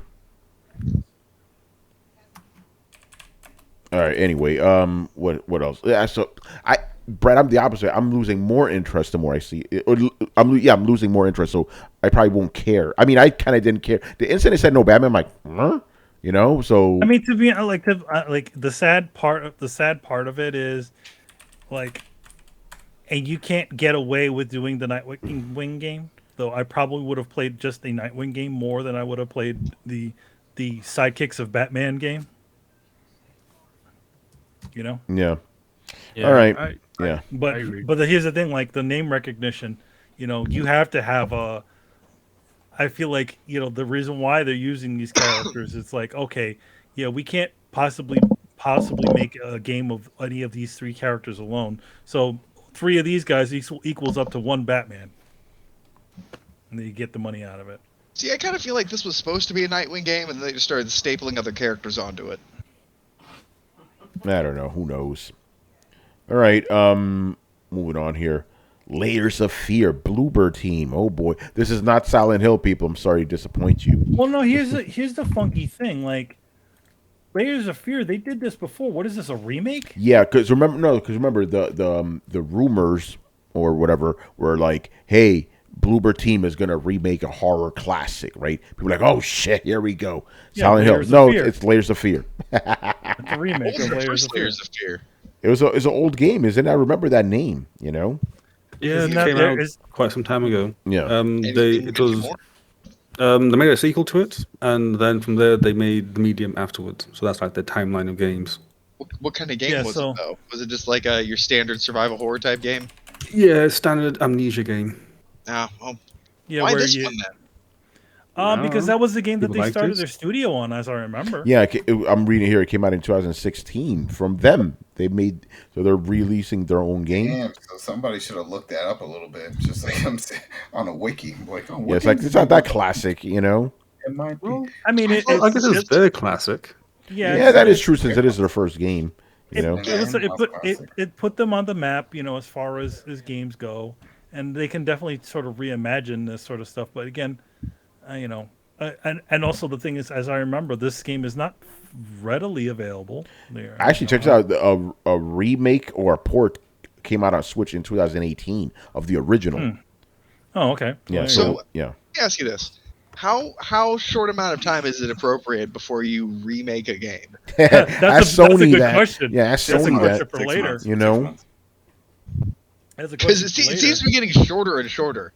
Oh yeah, we got another True Bloods coming in. That just ended a few years ago, so they're rebooting that. So things don't have to take that long in any art or any media market. So yeah, we're about to breach the point where things are they're releasing remakes while we're still in the same console generation. Well, remember what happened with The Last of Us, right? The game came out in 2013, and then literally got the remaster in 2014. Yeah, with the Pro. Remember, I remember playing that on the PS4 Pro. They're like, "Oh, look, 60 and 4K and all this stuff," and then now they're like, "Oh, the definitive." Now you got If it's a remake, no, you're changing the game. This is not the same game, so don't call this definitive. This is your interpretation. I like the OG version. I'll stick with that. Thanks. It's Zack Snyder cut. Exactly. This is it. You know what? Since we're already talking about it, and ironically enough, it's not on this list, but the show ended with The Last of Us. Now, let's go back a little bit. Very interesting. So earlier that day, The Last of Us remake was leaked by Sony. Sony fucked up. So we saw the trailer, and maybe I'm tripping, but I don't really see a big difference. I see the difference is it looks the same. I kind of. It's gonna sound fucking weird. I kind of like the old graphics more. I kind of do. It looked like they just looked like they used the models from The Last of Us Part 2, like the higher res models. It just seems like they changed the colors around. He said that. That's what he said. He said this is exactly the way it was. We didn't have to dumb it down. We didn't have the technology that we have now. So now it is as it is. Because he even asked, Keely asked him, he's like, did you go back in to do anything to the voice actors? They were both there. And they're like, no, I mean, this is all the stuff they already had. So this has to be stuff that I'm thinking of that they cut out, whether for space. We don't know. Whatever, we don't know. And then they said, we'll just put it back in. And then we'll just resell it. Yeah. They didn't say anything about adding content, though. They did. It's a remake. And they showed other scenes that weren't in there. Okay. So they were showing the scenes. Yeah. Okay. So they put back. So in other words, I don't think it's a full-on remake. I think they just did like what Ratchet and Clank did. They literally took the base stuff of what they did originally, used the Last of Us 2 thing, pulled in some old models and the old motion capture, and stuff like that, redressed everything and did it that way, because it hasn't even been that long. We talked about this once we found out about the show. Remember, we're like, watch, they're going to try to repackage the first one. Yeah. Yep. They wanted to tie in with the show. And sure enough, this was it. They were like, you got anything to repackage this? Well, we got some shit to be cut up. Put it back in. I don't believe it's from the ground up, because if they said it was from the ground up, then they wouldn't be using the original motion capture. Yeah, that is also true. But the other interesting thing about this, okay, so this game's coming out September 2nd, right? The interesting thing is we don't know when this version will come out. Coming to PC. No date for that. Yeah. NVIDIA. Yeah. NVIDIA once again. Once again. Yeah. I think at this point in time, that leak has been the most accurate piece of any type of information we've ever got on games, because it's been so accurate, it's not even funny anymore. Yeah. Because at first it was like, oh, this is just like weird nonsense. But I was like, it just seems to be randomly weird. Like there's no, it seems like they're onto something without trying to tell us that they're onto something, and then bit by bit, just drip, drip, drip, drip. Like it's been more right than Michael Pachter and all sorts. Granted, we've been more right than Michael Pachter, but yeah. A broken clock has been more right than Michael Pachter. Oh damn! Yeah, this game, I do see the differences. The character models are different. Some of the environments they upgrade. They showed a comparison. They did a few of those, like they did. But I'm looking. I'm like, But it's people. Shout out to Rico. He was kind of getting on me because I said it was a slight remake. Because I can't say this is a full remake. This isn't Final Fantasy VII. It's a slight remake. It's not Final Fantasy VII. It's like you're not changing the game. You're using the old game and putting a coat of paint on it. Yeah. So it's making the AI a little bit better. That's all there is to it. You're not reinventing the wheel here. As long as they fix that shit where like you can't sneak up on anybody because they instantly know as soon as you walk in a room, or like when the room is dark, they know you're there. Because that was the screw up from the original one. I feel like they fixed that when the remaster. The second one? Yeah, because I played that one and it was much faster with the 60 frames. But I remember walking in, I was like, damn, they don't hear me. And I was walking around to the point I was like, I don't have to fight anyone now. I could really sneak around. I could pull a snake here and just. I remember one time I was hiding in like a totally pitch black room and they instantly saw me there. Oh, Yeah. shit. Yeah, when it makes it so that when you play the remake, you're like, this shit is easy because it was insanely broken difficult the first time. Those motherfuckers better be giving us more trophies than the fucking slim pickings they always give Yeah, us. right. That was. God damn it! You're gonna play it again? You're gonna buy I'm it again? I'm not. Oh, no, I'm not. I'm done. I'm done with. I'm done with this game. I'm done with this franchise. I'm done. I wasn't gonna pay $70 for this shit. There's no way. No, I'm done. Once done. was when I originally played it on PlayStation 3, once was enough. I don't need to keep playing Last of Us games. Yeah. Oh, no, it's not even the Last of Us game. It's the Last of Us game. Yeah. You don't need to play the Last of Us game. Singular. Yeah, I said when it originally came, I'm like, I don't want to play this game again. I don't need to go searching for trophies and shit. I can't do that. When I finished it and I saw that I got like almost nothing, I was like, what the hell? Oh, it's all crafting shit. Find this. Get this workbench. I'm like, no.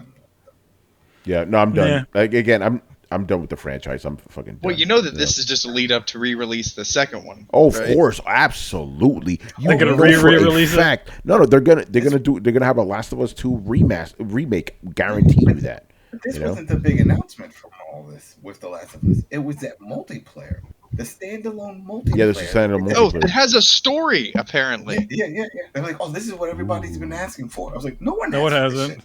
Nobody No, it hasn't. this. People wanted factions on the fucking game. They didn't want this shit. Yeah, you know? I'm sure people like Tony want to go through and be forced to play through a multiplayer game to get the ending to the story for their cinematic first person game. Yeah. He kept saying it too. He's like, oh, I don't think the game's first person though. Oh, It's The Last sorry. of Us. This is The Last of Us. It'll Yeah, be no, but third- Brett, it'll let's be compound it some more.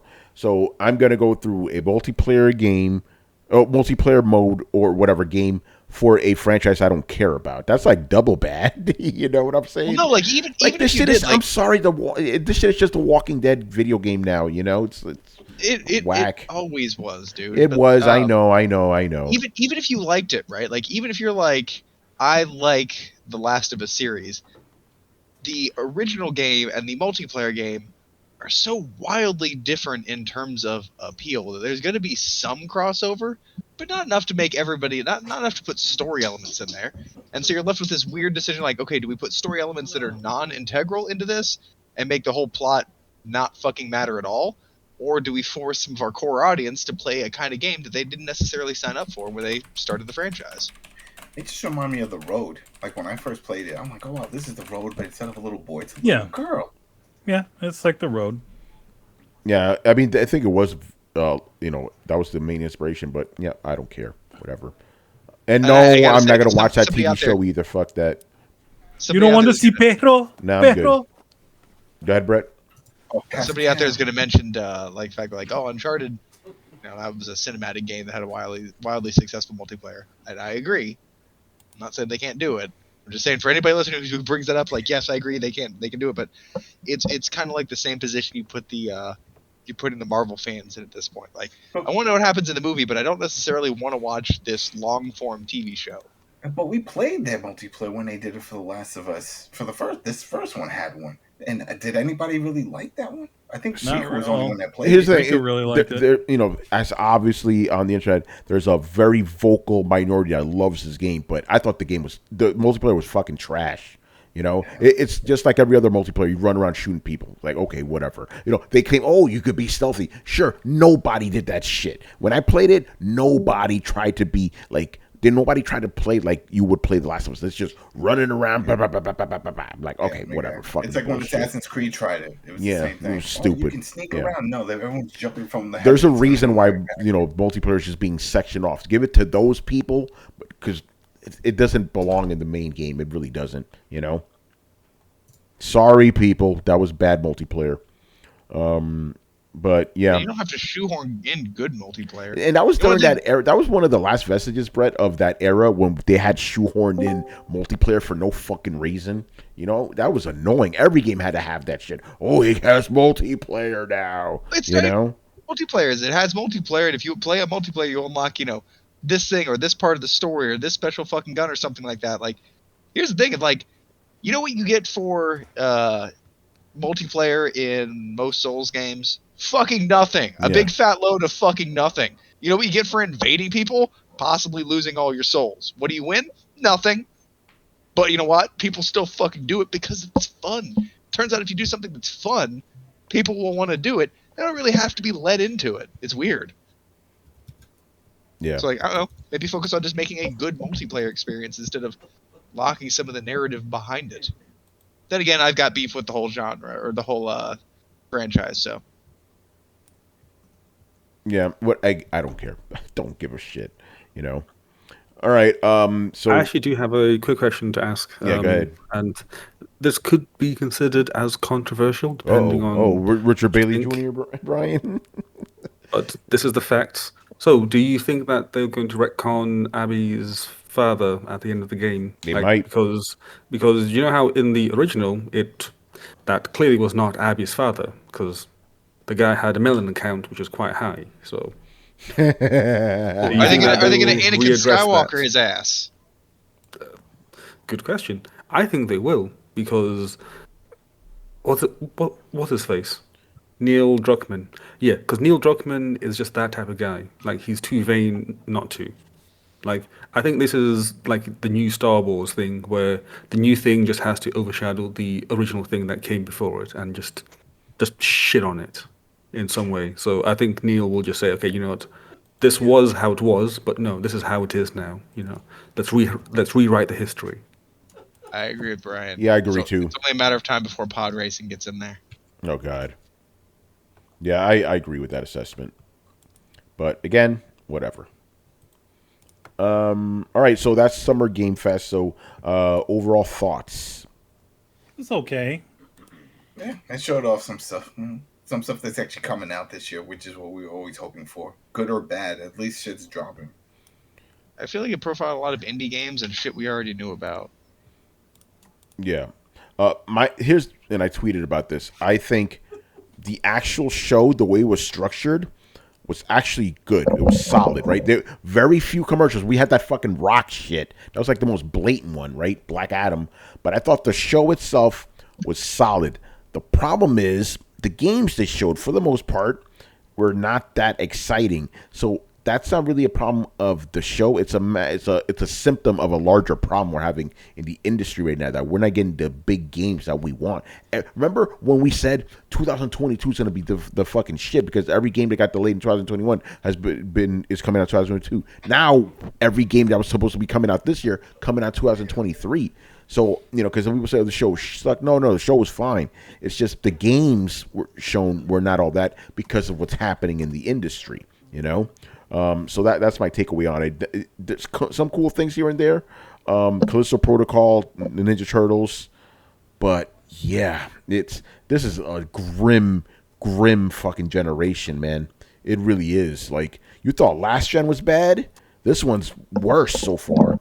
And I didn't think it could get worse than last gen. Last gen was pretty terrible, but this shit, with everything that's going on, I understand. But it's like, as a gamer, it's very difficult to get excited, And I wrote an article about this. I'm like, yo, I got this PS5. I'm still poking at it. Like, give me next gen games. Do something. Dust off of it. Think about it. What is my favorite game of the year so far? Elden Ring. What is that? A multi-plat. Last gen game. That's my favorite game of the year. I have a PS5, and my favorite game is a last gen game. That's a fucking problem, So yeah, again, I don't want to be like cynical about this, but what is there to be excited about? And I think I'm speaking for a lot of people on this panel here. This shit is fucking whack. From replaying old shit or going back on my backlog. And here's I'm going off on a fucking rant right now. Because one of the things I see people go, oh, this is a perfect time to hit your backlog. Fuck the backlog. I want new shit. Whoa, I want new experiences. I don't want to play old shit. You never played it. But it's still old. It came out already. It's gone. It's as we used to say tonight. That you've never heard of. No, I want new games. I want new games. I don't want to deal with old shit. Play it out. I don't want to do it. Yeah, no, fuck that. Very disappointed in this generation. Anyway, what about the rest of you guys? What do you think of the show? It was fine, but yeah. Nothing to write home about, I would say. Yeah. I mean, to be honest, the most exciting game that I saw on there wasn't even a would be considered a next generation game, which is a Ninja Turtles game. Yeah, exactly. A game that I can easily play on my paltry PlayStation 4. On my PS4? Yeah, so. I mean, there was a lot of games on there that would be good Steam Deck games. Yeah, right. That's about it. Oh man, dismal.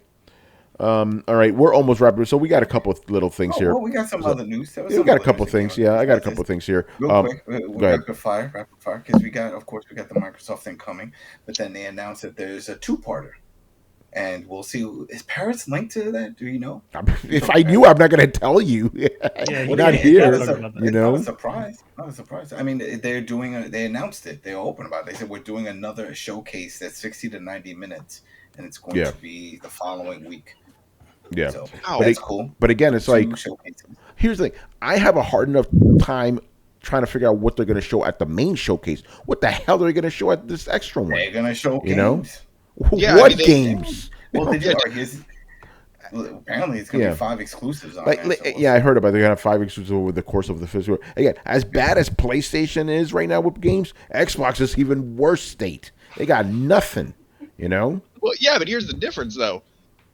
If you look down the barrel, it looks like Xbox is more in development than PlayStation, at least in terms of like things that we know are going on. And that could be because Microsoft made some very public acquisitions that we know the companies that are currently working under them, and so therefore can kind of expect games from those people.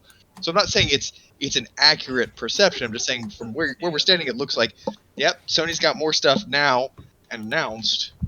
Microsoft may have more stuff in the tubes, though. Barely have anything. Sony does barely anything. Yeah, I know. Well, that's otherwise, I'll be honest. Otherwise, that whole argument wouldn't hold water, right? Like if Sony were just like throwing out games by the armful, you couldn't say like, well, Microsoft might have some stuff coming out. Like that holds way less water. Now it actually holds a little bit of weight when you're like, yeah, they came out with a couple of games. Yeah, they said they're gonna have 5 exclusive this year. Okay, well that might even some stuff out. It's just sad on both sides of the aisle, man. No, that's what I'm saying. It's dismal all around, dude. I'm not saying. I mean, again, it's like me saying PlayStation is in better shape is like me going, oh, they have like a piece of wood to hold on to over the ship that already sank. Microsoft is just floating in the water. At least Sony has a plank of wood, but that's still not much better. Well, it just feels like you're like, would you like a hot dog or a dumpster hot dog or a dumpster cheeseburger? Yeah, they're dumpsters. They're dumpsters. Neither. I don't want food out of the dumpster. Yeah, it's dismal, man. It's really fucking dismal right now. Again, I'm getting more hype for fucking Ninja Turtles games than something else. Because there's nothing else to play. Well, dude, I have a theory, and I'll put on my tinfoil hat and float this for a second. I want to hear your thoughts. I'm becoming more convinced that it's just cheaper for them to keep delaying games than it is for them to pay people time and a half or whatever to crunch. Right? Like they just generally have to deal with less expenses instead of making, because generally if most people who aren't on salary, or some even that are, if you get time and a half when you go through, overtime. So if they don't have to really be beholden to a release date because customers don't seem to matter, doesn't fucking matter anymore, they just delay it 6 months and not have to worry about that whole crunch thing. When was the last time you heard about a crunch time? Yeah, people are kind of serious. I'm not going to go down that conspiracy hole, but I see where you're coming from, but they're scared of crunch time, although I'm implying it. What I'm saying is that crunch time is more expensive, and their bottom line is to like, well, fuck it, let's just delay it another 6 months. Why are we going to work harder? Yeah, I don't know. All right. So I found some more info on this. It's a showcase extended, and they're going to pretty much just dive deep on some of the games already announced in the first one. So I don't think they're going to announce anything new. It's going to be similar to like what he did. We sit down and talks and stuff. Yeah, that's what they're saying in the chat. That the last one they did, the extended, was just the same shit, just with developer conversations. Yeah, that's what this is saying. That's what they're saying on their website here. Well, that means it sounds like they're not gonna. They got to show something. Then there's got to be a game. They got to be showing something, and they got to be not stretching it out in the main presentation. Better not be that fucking game that got pushed. There's no point. Oh god. I mean, you know it's gonna be. You know it's gonna be there. They haven't released a lot of gameplay for Starfield, have they? It's so far off. Why release any gameplay for it? Yeah. It's not so far off. It's going to be like 9 months or whatever, possibly. Like 9 months. That's when Bethesda usually has a habit of dropping. It's just a reminder. It's just a reminder that it's not coming out now. That's it. That would just upset me. Look at the bright side. It could be Star Citizen. That fucking grift. That game in development for 10 years now. Yeah, because it makes more money being in development, Yeah. Oh, they have no plans to stop either. It's insane, man. I think I think they said they're aiming for a 2025 release. Yeah. Or 2027. Something like that. Like, okay, so like just like 6 more years. That's whatever. Yeah. By the way, speaking about things returning, E3's coming back next year. And then the other big thing. Jeff Keighley announced that there's going to be a live show for Summer Games. Of course, and this was the plan. That was the plan, yeah. So now it's gonna be interesting because, we already know companies are not very happy with the ESA because they charge a lot of money for floor show space. Jeff Keighley's gonna be trying to get companies over his shit, So it's gonna be very interesting in LA next year, But again, E3 was already a hollowed shell of what it used to be. So what the fuck's the point, I mean, we could go back to the discussions we used to have. Like, now that we're back here on the other side, I can say, like, exactly what I was afraid of was going to happen happened. And we still have the Summer Games Festival, but there's not really a huge concerted once a year push for advertising the way that there used to be. Yeah, and think about it like this. E3 comes back. Companies could still be like, fuck it, we're going to announce shit when we want. We don't need to be beholden to E3. That's gone now. That's never going to come back again, It might, but at the same time, like, I think we're running into this kind of new issue where you have to know somebody's going to say something. Like, you have to be listening. It's like being in a crowded room, right? Like, you can't pay attention for somebody to talk. You have to know that you're paying attention for somebody to talk. I've seen this kind of couple with, like, for example, a lot of us have cut the cord. A lot of us are on streaming services, right? Like, if you don't pay a lot of attention, it's real easy to figure or to forget or not notice. There's a new Jurassic Park movie out in theaters, right? Jurassic World. Yeah, and regardless of how you feel about it, that's a big fucking release, right? Like, that is a big blockbuster movie. And the fact that I know a lot of people that are just like, oh, they made a new Jurassic Park? Like, they had no idea it was coming, and they had no idea it wasn't even out, which shows me advertising is not really reaching where it's wanting to be. And it would be advantageous to advertise in a space where people are already going to look for video game news. So I won't say that it's 100% dead, because there is still this really advantageous spot to have it. It's good for the customers, it's good for the companies. It doesn't have to be E3, but it would be really good for everybody if we could just kind of circle around and say, hey, these 2 weeks, that's when we really all got to fucking pay attention and see what's coming up for the next year. And then we could go back to, like, burying our face and whatever the fuck else we're doing. Because, the world is on fire, man. I can't be bothered to keep on track of or on top of every little fucking thing that comes out. I can keep track of video games, movies and shit. I don't know, man. There's not enough time anymore. But again, what's going to incentivize companies to do that? Better customer engagement, right? If they come out with their own show and they find out, like, oh, when we had a show, we got average engagement of 500,000 people, right? But when we announced at E3, we got 3 times that engagement, and they can actually measure the metrics by, like, hashtags and Twitter mentions and things like that. They can figure out if the advertising is landing. And I'm pretty sure if you did the data, you would find, or if you did the research, you'd find out, something like E3 gonna reach more people because they're already tuning in, right? Like, I don't want to tune in for 7 days for 6 little, fucking mini events to find out if there are any video games. I want to sit down, lay out a block on a big day or a weekend, and just kind of keep my ear to the ground for that. So it's just becoming pain in the ass as a customer to keep up with this. Because it's on both ends. Because you'll hear on one end people say, "Well, look, they're doing their own shows. Microsoft, Sony, they all do their own shows." It's like, yeah, but that's people within those bubbles, those ecosystems. You're already invested. With E3 and those, it's supposed to be for everybody, introducing new people to other platforms and to other games that they normally wouldn't see, as opposed to just, well, I know all stuff I want to see at Microsoft or Nintendo or Xbox or whatever. So I think there's always going to be a place. But if Jeff Keighley, I don't know his numbers, but if they do well, he could replace them. It could be. Yeah, I was thinking the same thing. Like if Jeff Keighley, it could be Summer Game Fest. It doesn't matter who it is. There just needs to be someone there. I think Summer Game Fest is going to get bigger, or E3 is going to kind of step back into its place. But we're not going to see stasis. Yeah, we'll see. This is just a rumor right now, but considering the state of things, I could believe it. So some reports are coming out that God of War Ragnarok has been delayed. Delayed till next year. Again, rumors, but I could believe it. I think, I said this before, I think Starfield's delay probably gave the studio the excuse, we'll delay our shit too. Why not?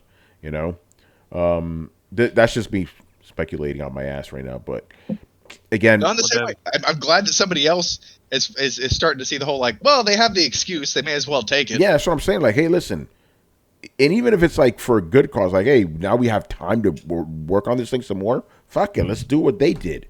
No one's gonna tell us nothing. We can just say the Rona did it. And you're gonna look like an asshole if you go against that. But that's not great for the bottom. That's the only thing I can't figure out. Right? It isn't. Putting more time into a game isn't great for the bottom line. Yeah, because again, who's paying these motherfuckers? But again, you have to be making better money by doing it a different way, and that's why I said I think it's the knocking out crunch time. I think it's the not having to pay people for overtime probably helps them save money in the long run, which justifies the whole thing. Yeah, but then we don't get any games, Well, I mean, it justifies the whole thing is in terms of money. Yeah. Companies still don't seem to understand fan reception. That seems to be a weird thing that eludes even the biggest companies, which boggles my fucking mind. Because you think you'd worry about reputation, right? Companies used to worry about that. Old man yelling at clouds moment. Companies used to worry about how customers viewed them. They used to worry about their reputation, and that was paramount to anything, right? Fucking Sears, fucking Craftsman tools and shit, right? There used to be a thing where you knew a brand was a good company, or a company was a good company, so you followed them. Nobody cares about that shit anymore. Everybody's forgotten what it's like to have customers that actually like them. CD Projekt Red remembered for a little while. Oh, by the way, Brett, Kishak wants to know, do you favor crunch?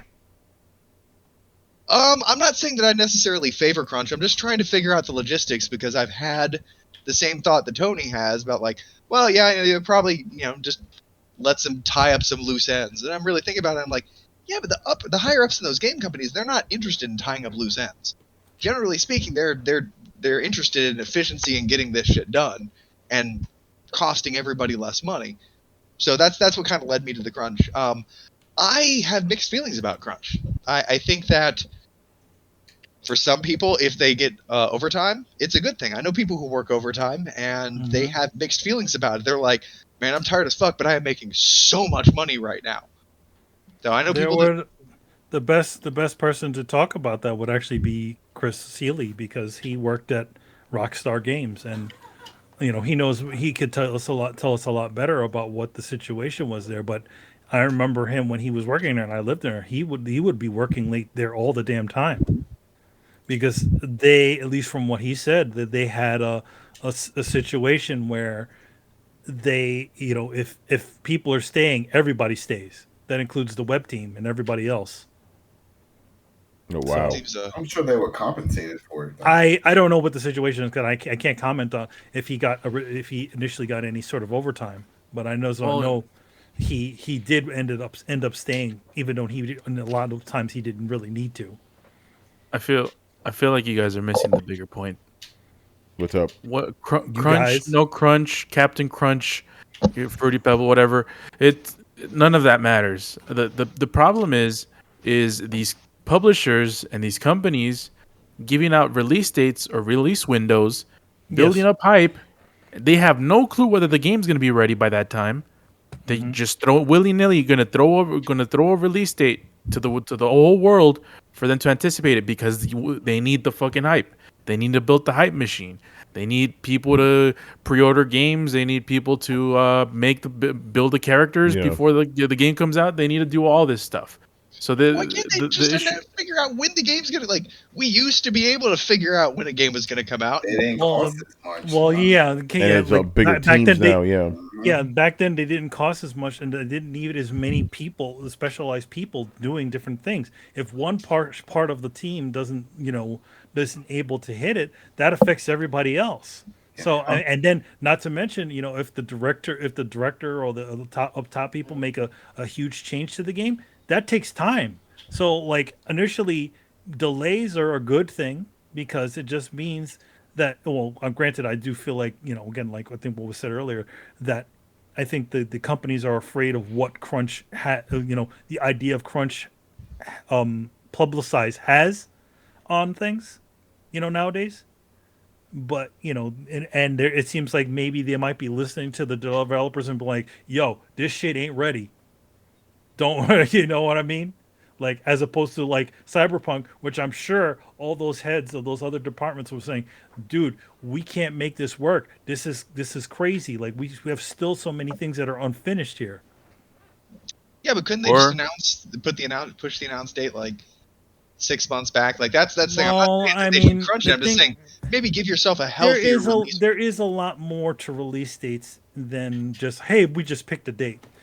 Because there's also a lot of marketing that has to fall into line. Yeah, but a lot of these other things, and I feel like when they make these sorts of deals, they have to sort of give them a general date as to when they need to this stuff needs to start appearing. Yeah, but why can't they release a game 6 months after it's finished? They can put the development team on something else as soon as the project is done, but they can say like, oh, it should be ready around summer. We're going to release it for holiday. That gives us a kind of buffer in case we hit any technical hiccups. Well, again, we don't know what each situation is a unique situation. Kishak mentions on the chat, everything needs a deadline. Everything has a deadline. Everything needs a deadline. Yes, it does. Like, you do need to have an end date. But again, like, I feel like also a lot of times these deadlines. And let me also add, the deadline for the team is different than the actual release date. Yes, and also it's the deadlines should be internal.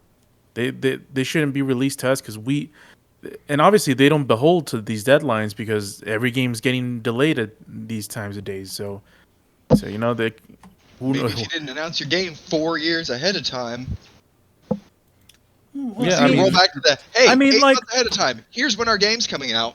I mean, like here. I mean, a good example is that the game made by the Dead Space people, right? Again, they only just announced the game last year, and then we see the game this time, and we already have a release date. Well, because by the time they announced it last year, it was already well into development. They weren't like, we've got an idea for a game, a hope, a wish, a dream, and some concept art. We're gonna do this. And then 5 years later, they're like, yeah, we've scrapped it 3 times. We're still trying to figure out how to make it a video game. Yeah, I think a lot of times also when they make those early announcements, is they're probably trying to bump their numbers as far as, finances. Maybe they need additional funding, and it's like, well, if you can get a certain amount of interest or pre-orders, then we'll give you additional funding to increase the staff size or something. Yeah, I think that it's not only just because they want to get the crowds excited, they also want to gain a little bit more money with licensing and stuff like that. I'm sure the moment that they showed that CD Projekt Red showed some of that Cyberpunk stuff, they already had a bunch of people in line already like, oh wow, what's this thing? Yeah, I mean, I agree. And there's got to be a better way. This shit Well, I is mean, just backwards. And they showed the Cyberpunk. I mean, they didn't show it, but they announced it 10 years before it came out. Yeah, like that's what I'm saying. Like, there is nothing wrong with, let's take Shooter Man, right? Like developing Shooter Man 80% of the way through, right? And then saying this will be done in summertime, right? I'm going to announce for holiday or even next summer, right? So then I announce the game about 8 to 16 months, right, from when it's going to come out. And if I hit a technical hiccup, it still stays in that release window. If I don't hit a technical hiccup, well, then I'm just kind of holding it back for a minute and letting the developers work on the DLC or work on anything, God forbid, that needs polished up before day one release. It's not like I'm just paying them to fucking sit on their hands. And I said, you don't announce it so far out. When you announce it 80% of the way through and give yourself some wiggle room, it's not. I'm not being unreasonable when I say like it's possible to not have these problems, right? The problem is it's such a big, complicated system that any type of mismanagement kind of causes this traffic accident backup snowball effect. And then they combine that with things like needing to get financing, needing to get hype about the game when they only have the concept art out, announcing it way too early. There's just a lot of weird mismanagement, and I realize that some of it makes it easier for the game to be made, but it doesn't have to be that way. Think about this, Brett. 343 and Xbox deadass thought they were gonna release Halo Infinite in 2020. To the point where really? where they and that was before the whole. Maybe they had those special Xboxes and stuff. Like they were ready. They had advertising deals. They were ready for that shit. What's that dude's face that was ugly? You guys. Carlos, remember Craig? the Cyberpunk? They had this Craig, special Cyberpunk Xbox One X. How they announced it was coming out? When did they announce that Halo's coming out in 2 parts? Was it after the Xbox? They never did. No, it was before this holiday when they were like, we can only get one part done, but we guarantee one part will be done. That wasn't the original plan, though. I tell you that. That wasn't. Yeah, that wasn't. And think about it like this: they thought they were going to release this game in 2020. They showed off the game, happy, gleeful as all fuck. It got backlash from the community, where it went super viral, and they pivoted the fuck out of it a week or so after it, and it's like, okay, we're releasing it 2021. Because we need to fine tune it. Okay, sure, that's cool. Fine tune it, and now it's 2021, and they're about to release the game. What is it? November, late fall 2021, and they say we don't have Forge, we don't have online co-op, barely have much of a story. Shoot, they're about to do beta for the online co-op. That's where I'm getting. They fucking, and I don't know if we talk about this. They fucking announced 343 did. We're releasing a beta for our insider program to test out the online co-op of a fucking game that came out a year ago. Ridiculous. It's fucking nuts. It is, and while I find that all inexcusable, I do find it understandable, right? Because they came out with what they thought was a good product. They're like, hey, everybody, check it out. And they just got the taste slapped out of their mouth, right? And they went back in. They're like, well, fucking now damage control. I guess we're scrapping this and pretty much starting over again. So, their timetable was thrown out of whack due to terrible reception, which I think it was a good idea to take it back in. There were definitely mismanagements after that, but that one I understand. That one definitely had a wrench thrown in the works, right? Why did CD Projekt Red take 10 years? Why was Cyberpunk in development for 10? God, they didn't even start it. Well, they released years. I mean, they released other games. Yeah. Also, remember the game was only actually in active development for 4 years or so. Yeah, that's what I'm saying. They announced it and then didn't actively develop it for 6 more years. That is fucking stupid. There is no reason for that. None, especially if you're attracting financer money for a game that you announced that you're not working on, and not planning to work on for several more years. Yeah, we don't know what was going on behind the scenes. Well, I mean, no, I know, but if we're saying what's the point of announcing early? Well, the only thing that we can really think of as a group is to build hype and attract financing. Well, if you're building hype and attracting financing for a game that you're not actually fucking working on, it's still fucking stupid. And what about Battlefield? The new one saying season 1 is coming out finally. It's been over a year. Yeah, the thing that I've come to find out, the older that I get, is gross incompetence is way more common than you think. Oh yeah, absolutely. So you need to be like, well, clearly they wouldn't do this just because they fucked up. Oh yeah, no, they would. Yeah. Oh, clearly they wouldn't release a broken game, even though their developers were telling them it was broken. No, yeah, they would, because they're fucking dumb.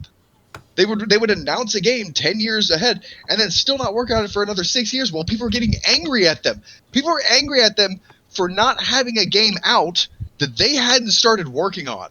I don't know if you guys have ever been that far in the weeds, right? Like on assignments or something like that. Manny, I'm looking at you. Manny's listening to Whitney Houston right now. Sucks. It sucks. And you know you fucked up. You're like, oh, that's right. I have fucked up big time. I really need to fix this. There's no way we were like, yeah, this is business as normal. Oh no, I mean it sucks when one of those moments comes up where you're like, you literally end up having to do the whole shit over again, or again, one thing that's also not talked about is like revisions, because you sometimes directors don't have have visualization issues, and they need to see things before they implement them. Yeah. So like you'll have to do like 100 different versions, and then you'll have to go after you've done your 100 different versions. Then you'll end up having to go all the way back to the original thing that you started with. Mm-hmm. Yeah, that's happens with tattoo clients too. Yeah. Oh, can you show me what that would look like? Yeah, no. Yeah. What would it look like with a heart? Dumb, but well, can you show me? Yeah. Okay, that looks dumb. Cool. Yeah, you got to go through the rigmarole of dealing with people who don't have visualizations issues, all kinds of stuff like that. And then again, also yourself too, unforeseen issues. Again, a global pandemic could also most definitely affect the productivity of people. I think a lot of people also when it came to the transition from working at a job, working at home. A lot of people find it very difficult to work at home because there's a lot of distractions in the space. But let me ask you, Manny, like, if I was like, hey, I need a page for Super Transformer bots done by, next week. You flash forward that's 7 weeks from now, and I'm like, hey, you were supposed to have that done 6 weeks ago. Can I have it? And you haven't started it yet. In your mind, you know you're done fucked up. No, you know what it is? The comic industry, this is what it's like. You get a thing on Tuesday saying we need this thing by tomorrow. And it's like it's a shitload of stuff. That's what it is. Well, yeah, but that's the thing. You never let yourself get so far behind that you haven't even started a project that's way past due. Yeah, I mean, that's not professional, right? Like no, I mean you at least wanna have be most of the way through, or again, there's a lot of factors that slow down the process. So yeah. Again, we don't know what the deal is within these studios. I mean, I've never worked in a big video game studio situation, so I don't know what. I mean, granted, there's a lot of things that can hold up the process. It may not be the actual people. It may actually be the higher ups themselves. Bad management, or that's again, still a fuck up. Or people, or people who are just so happen to be a little bit slower than the rest of the other people who have similar jobs. It's a lot of different things. Yeah, but that's a leadership failure, right? Like we're talking about like where the failure may be, but like either the failure lays in anticipation of the needs or execution of the deeds, man. Right? It's if you have people who didn't anticipate these things going slow or didn't know these people were going to take this long. They didn't do their jobs well. Even the people whose idea it is to sit and figure out the timeline on this game, they didn't do a good job because they didn't account for sloppy managers. And if they didn't know about those sloppy managers, then that person's boss was doing a bad job. Somebody was doing a bad job It's never any one person to know when it comes to these. Well, no, it's at least one, though. It's usually a lot of things that people are trying to ignore and sort of essentially throw man hours over to get past. That's what crunch essentially is. It's essentially them throwing as many hours on top of a problem as opposed to essentially letting it naturally have a good amount of time. Again, there's It's always just planning for it. there's always unforeseen factors. Things aren't as simple. Again, like it's not like, you know, like movies are a little bit more of a simple job, but even then with the digital age, they can add shit and add more work for people in the, like I think they said that Doctor Strange was literally the last effects were completed like not long before the damn thing was supposed to go on the premiere. So And that's again, or even with the not last a good Spider-Man job. film, they said they actually improved a bunch of the effects in a later update. They essentially updated the film as it was in theaters.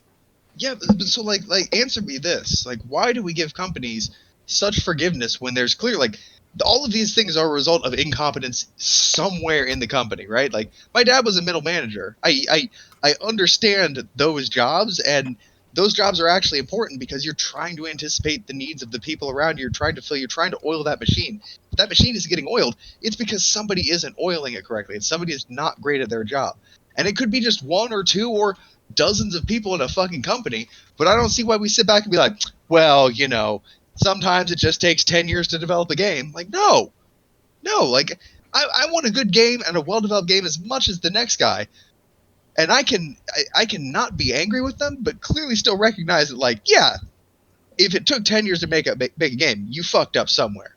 I ain't mad about it. I'm just calling it like it is. You fucked up somewhere. And then people pop out of the woodwork being like, well, that's how game development is. I don't think so. I don't feel that way. I would say you're an outsider looking in sort of situation. And I feel like if you were to know obviously they're not going to go into full on details as to why things have been delayed, but I think there's a lot more. It's a lot more complicated answer than just A and B. You know what I mean? I mean, I want to say that because that feels like the right answer to me, but in my experience, that hasn't been the thing that I've seen. I think as a you always think like, I think as a consumer, we all when we hear those dates and there's always that anticipation. Oh shit, they're coming out with the Cyberpunk game, and it's coming. Man, I really want to play. I really want to play it, and you're saying it for like when it starts going to 5 and 6 years and stuff like that, or even more than that. Then you're like, hey, where the hell is it? That's a premature thing for them. That they did. It's that to essentially build up hype to try to gain some sort of funding or something for that. So it's yeah, again, it's a lot of different things, and it's not just a simple answer of just throw out the management and or kick out all the people that are slow and all that I'm other not stuff. saying that. But what I am saying is that sometimes you're like, man, a $1 billion company sure as shit knows what they're doing, and then you look into it and find out that it's just 3 guys who don't know what the fuck they're doing, and they're running that whole department that's slowing the rest of the company up. A small amount of incompetence can make big waves, and I have been shocked a lot of times by like, oh yeah, it's 3 people's job to be doing this thing, and this is where all the fuck up is happening. I'm pretty sure at least 30% of this department is fucking up. Yeah, I feel like when it came to like the CD Projekt Red situation, you could literally point back to the 3 main guys at CD Projekt Red who were essentially holding up the process.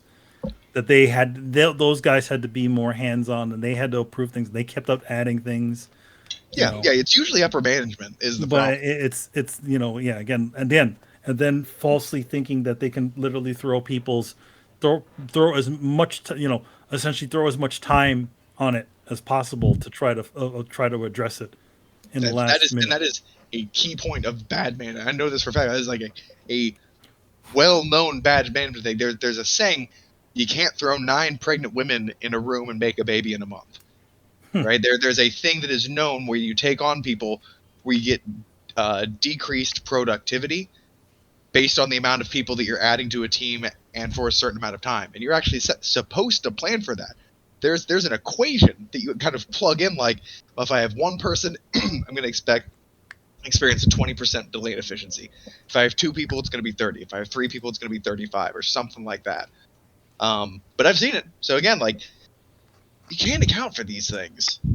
I refuse to believe that these are just 100% efficiently run companies, and this is just the nature of development. Because I've known enough creative types, and I've known enough of their bullshit to know that it will come up with 900 excuses, and one or two of them may be legitimate. Yeah. All right. I'll start wrapping up here. Do we have any whatever? I'm still my brain's fried right now. Like I'm fucking tired. No. What do we have? What do we have to plug? Officially, I have nothing to plug right now. All the things that I've done, at least for now, are out. And I obviously have some more things coming up, which are pretty cool. Obviously, I'll let you know. As far as Throwdown draws, there won't be any of those right now. I just want to make sure, you know that. But again, I'll let you know if I have the time and all that. Because right now I'm getting to play some games. Oh shit! What are you playing, Manny? I'm playing Guardians. Oh, nice. That's a good one. Yeah. Good stuff. So I get to have a little bit of fun instead of busting my ass on trying to get some superheroes together. All right, Adam, you got anything? The final episode of season 7 of Fear the Walking Dead for the I Am Negan podcast. So, I covered that one. Richard is out on location in California doing some stuff. So, yes. Yeah, we got to cover. It's over. The season's finally over. I don't know if they're going to keep bringing up the nuke. They probably will in some way, but yeah. If they don't, I will. Horrible. It was a horrible final season and a horrible second half of the season. So, damn. I tell it like it is. Yeah, I shit all over it. It's no good. And we got Tales of the Walking Dead that's coming in August, so we'll cover that when that one comes out, and then we still have the other. It's how many.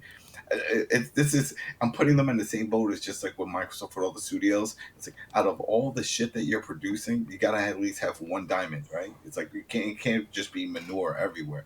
There's gotta be something that rises. Gotta have something. Gotta have something. There we go. 2 hours, 19 minutes, 21 seconds. One of these shows has to take off, and I think that's why they're doing it, because they're like, shit, we hit the nail on the head with fucking Walking Dead proper. We gotta do these spin. One of these has to take off and become our Better Call Saul. So. Here's the problem with that, Adam. And The Walking Dead originally was different from other zombie things, but then it became the standard in and of itself, so it's not different anymore. Yeah. Well, the one change up is that they're going to start having running ones in the Isle of the Dead. It's in Manhattan, and they're running. It's 28 Days Later style. So no longer Walking Dead. They're running dead. Is that a good thing, or is that a jump in the shark thing? It depends. We have to see it. They've already teased it. They teased it once in the final episode of World Beyond. When that ended, you see one turn in a matter of seconds starts running. But not only does this thing run, but it's still intelligent and knew to run to the door and start trying to open the door. So we'll see. It's smarter running zombies. We'll see how that goes. Yeah, interesting. And again, with like 15,000 Walking Dead shows, that's why I'm like, why do you need The Last of Us? Oh, but they got clickers. All right, bro. Yeah. I have a novel on zombies. I'm not going to tell on the podcast because that'd just be a bad idea, but I'll tell you guys later. Yeah. All right, man. So thank you for joining us. Another good show. Throwdown. The fans are always the shit. So thank you guys for joining us. So make sure you follow Throwdown on Twitch and Twitter. Join us on Discord, where it is always popping and where we get most of our news stories from. So thank you for that. We are on every podcast app you can imagine. Throwdown Show. Throwdownshow.com to listen to past episodes. And if you have been watching us on YouTube and you enjoyed the content, make sure you hit like, subscribe, and hit the bell to be notified of when our premieres go up. We will never tell you this shit up front. We will tell you at the end of the show. If you enjoyed it, you can follow up. We're not these fucking idiots, right, Adam? Smash the like button. Yeah, don't forget to like and subscribe. Turn the bell. I'm saying, if you liked it, hit smash. Like I smashed. I'll stop. Right at the beginning, before anything. Yeah, before anything. Hey guys, I got a new video. Before anything, I need you to smash that like button. I'm like, get the fuck out. I'll stop watching the video right there. Do you like pizza? Smash the like button. Yeah, I do like pizza, but fuck you. Anyway, links to everything down below. Once again, I'm your host, Tony Polanco, and tonight I was joined by Emilio Lopez. See you next time. Carlos Romero. Peace out. Adam Vale. Have a good weekend, everybody. Brett Murdoch. Deuces. And Brian Manjoma. I'm off to watch that Miss Marvel because I know it's going to be good. Oh no, Brian! What are you doing? Crazy, I got the gift in my head right now. Well, baby, what is you doing? Yeah, I'm not in. I don't know if he's joking, but I'm hearing a lot of positives for that, and I'm not. Of course they are. It's a media. What do you expect? You know? No, not media. Just regular folk that were like, "Yo, I didn't think I was gonna like this shit," and I'm hooked. I was like, "Really?" What about She-Hulk, Attorney at Law? Yeah. Skip both of those shows. How about that? All right, people. We'll see you on Sunday. Later. Peace.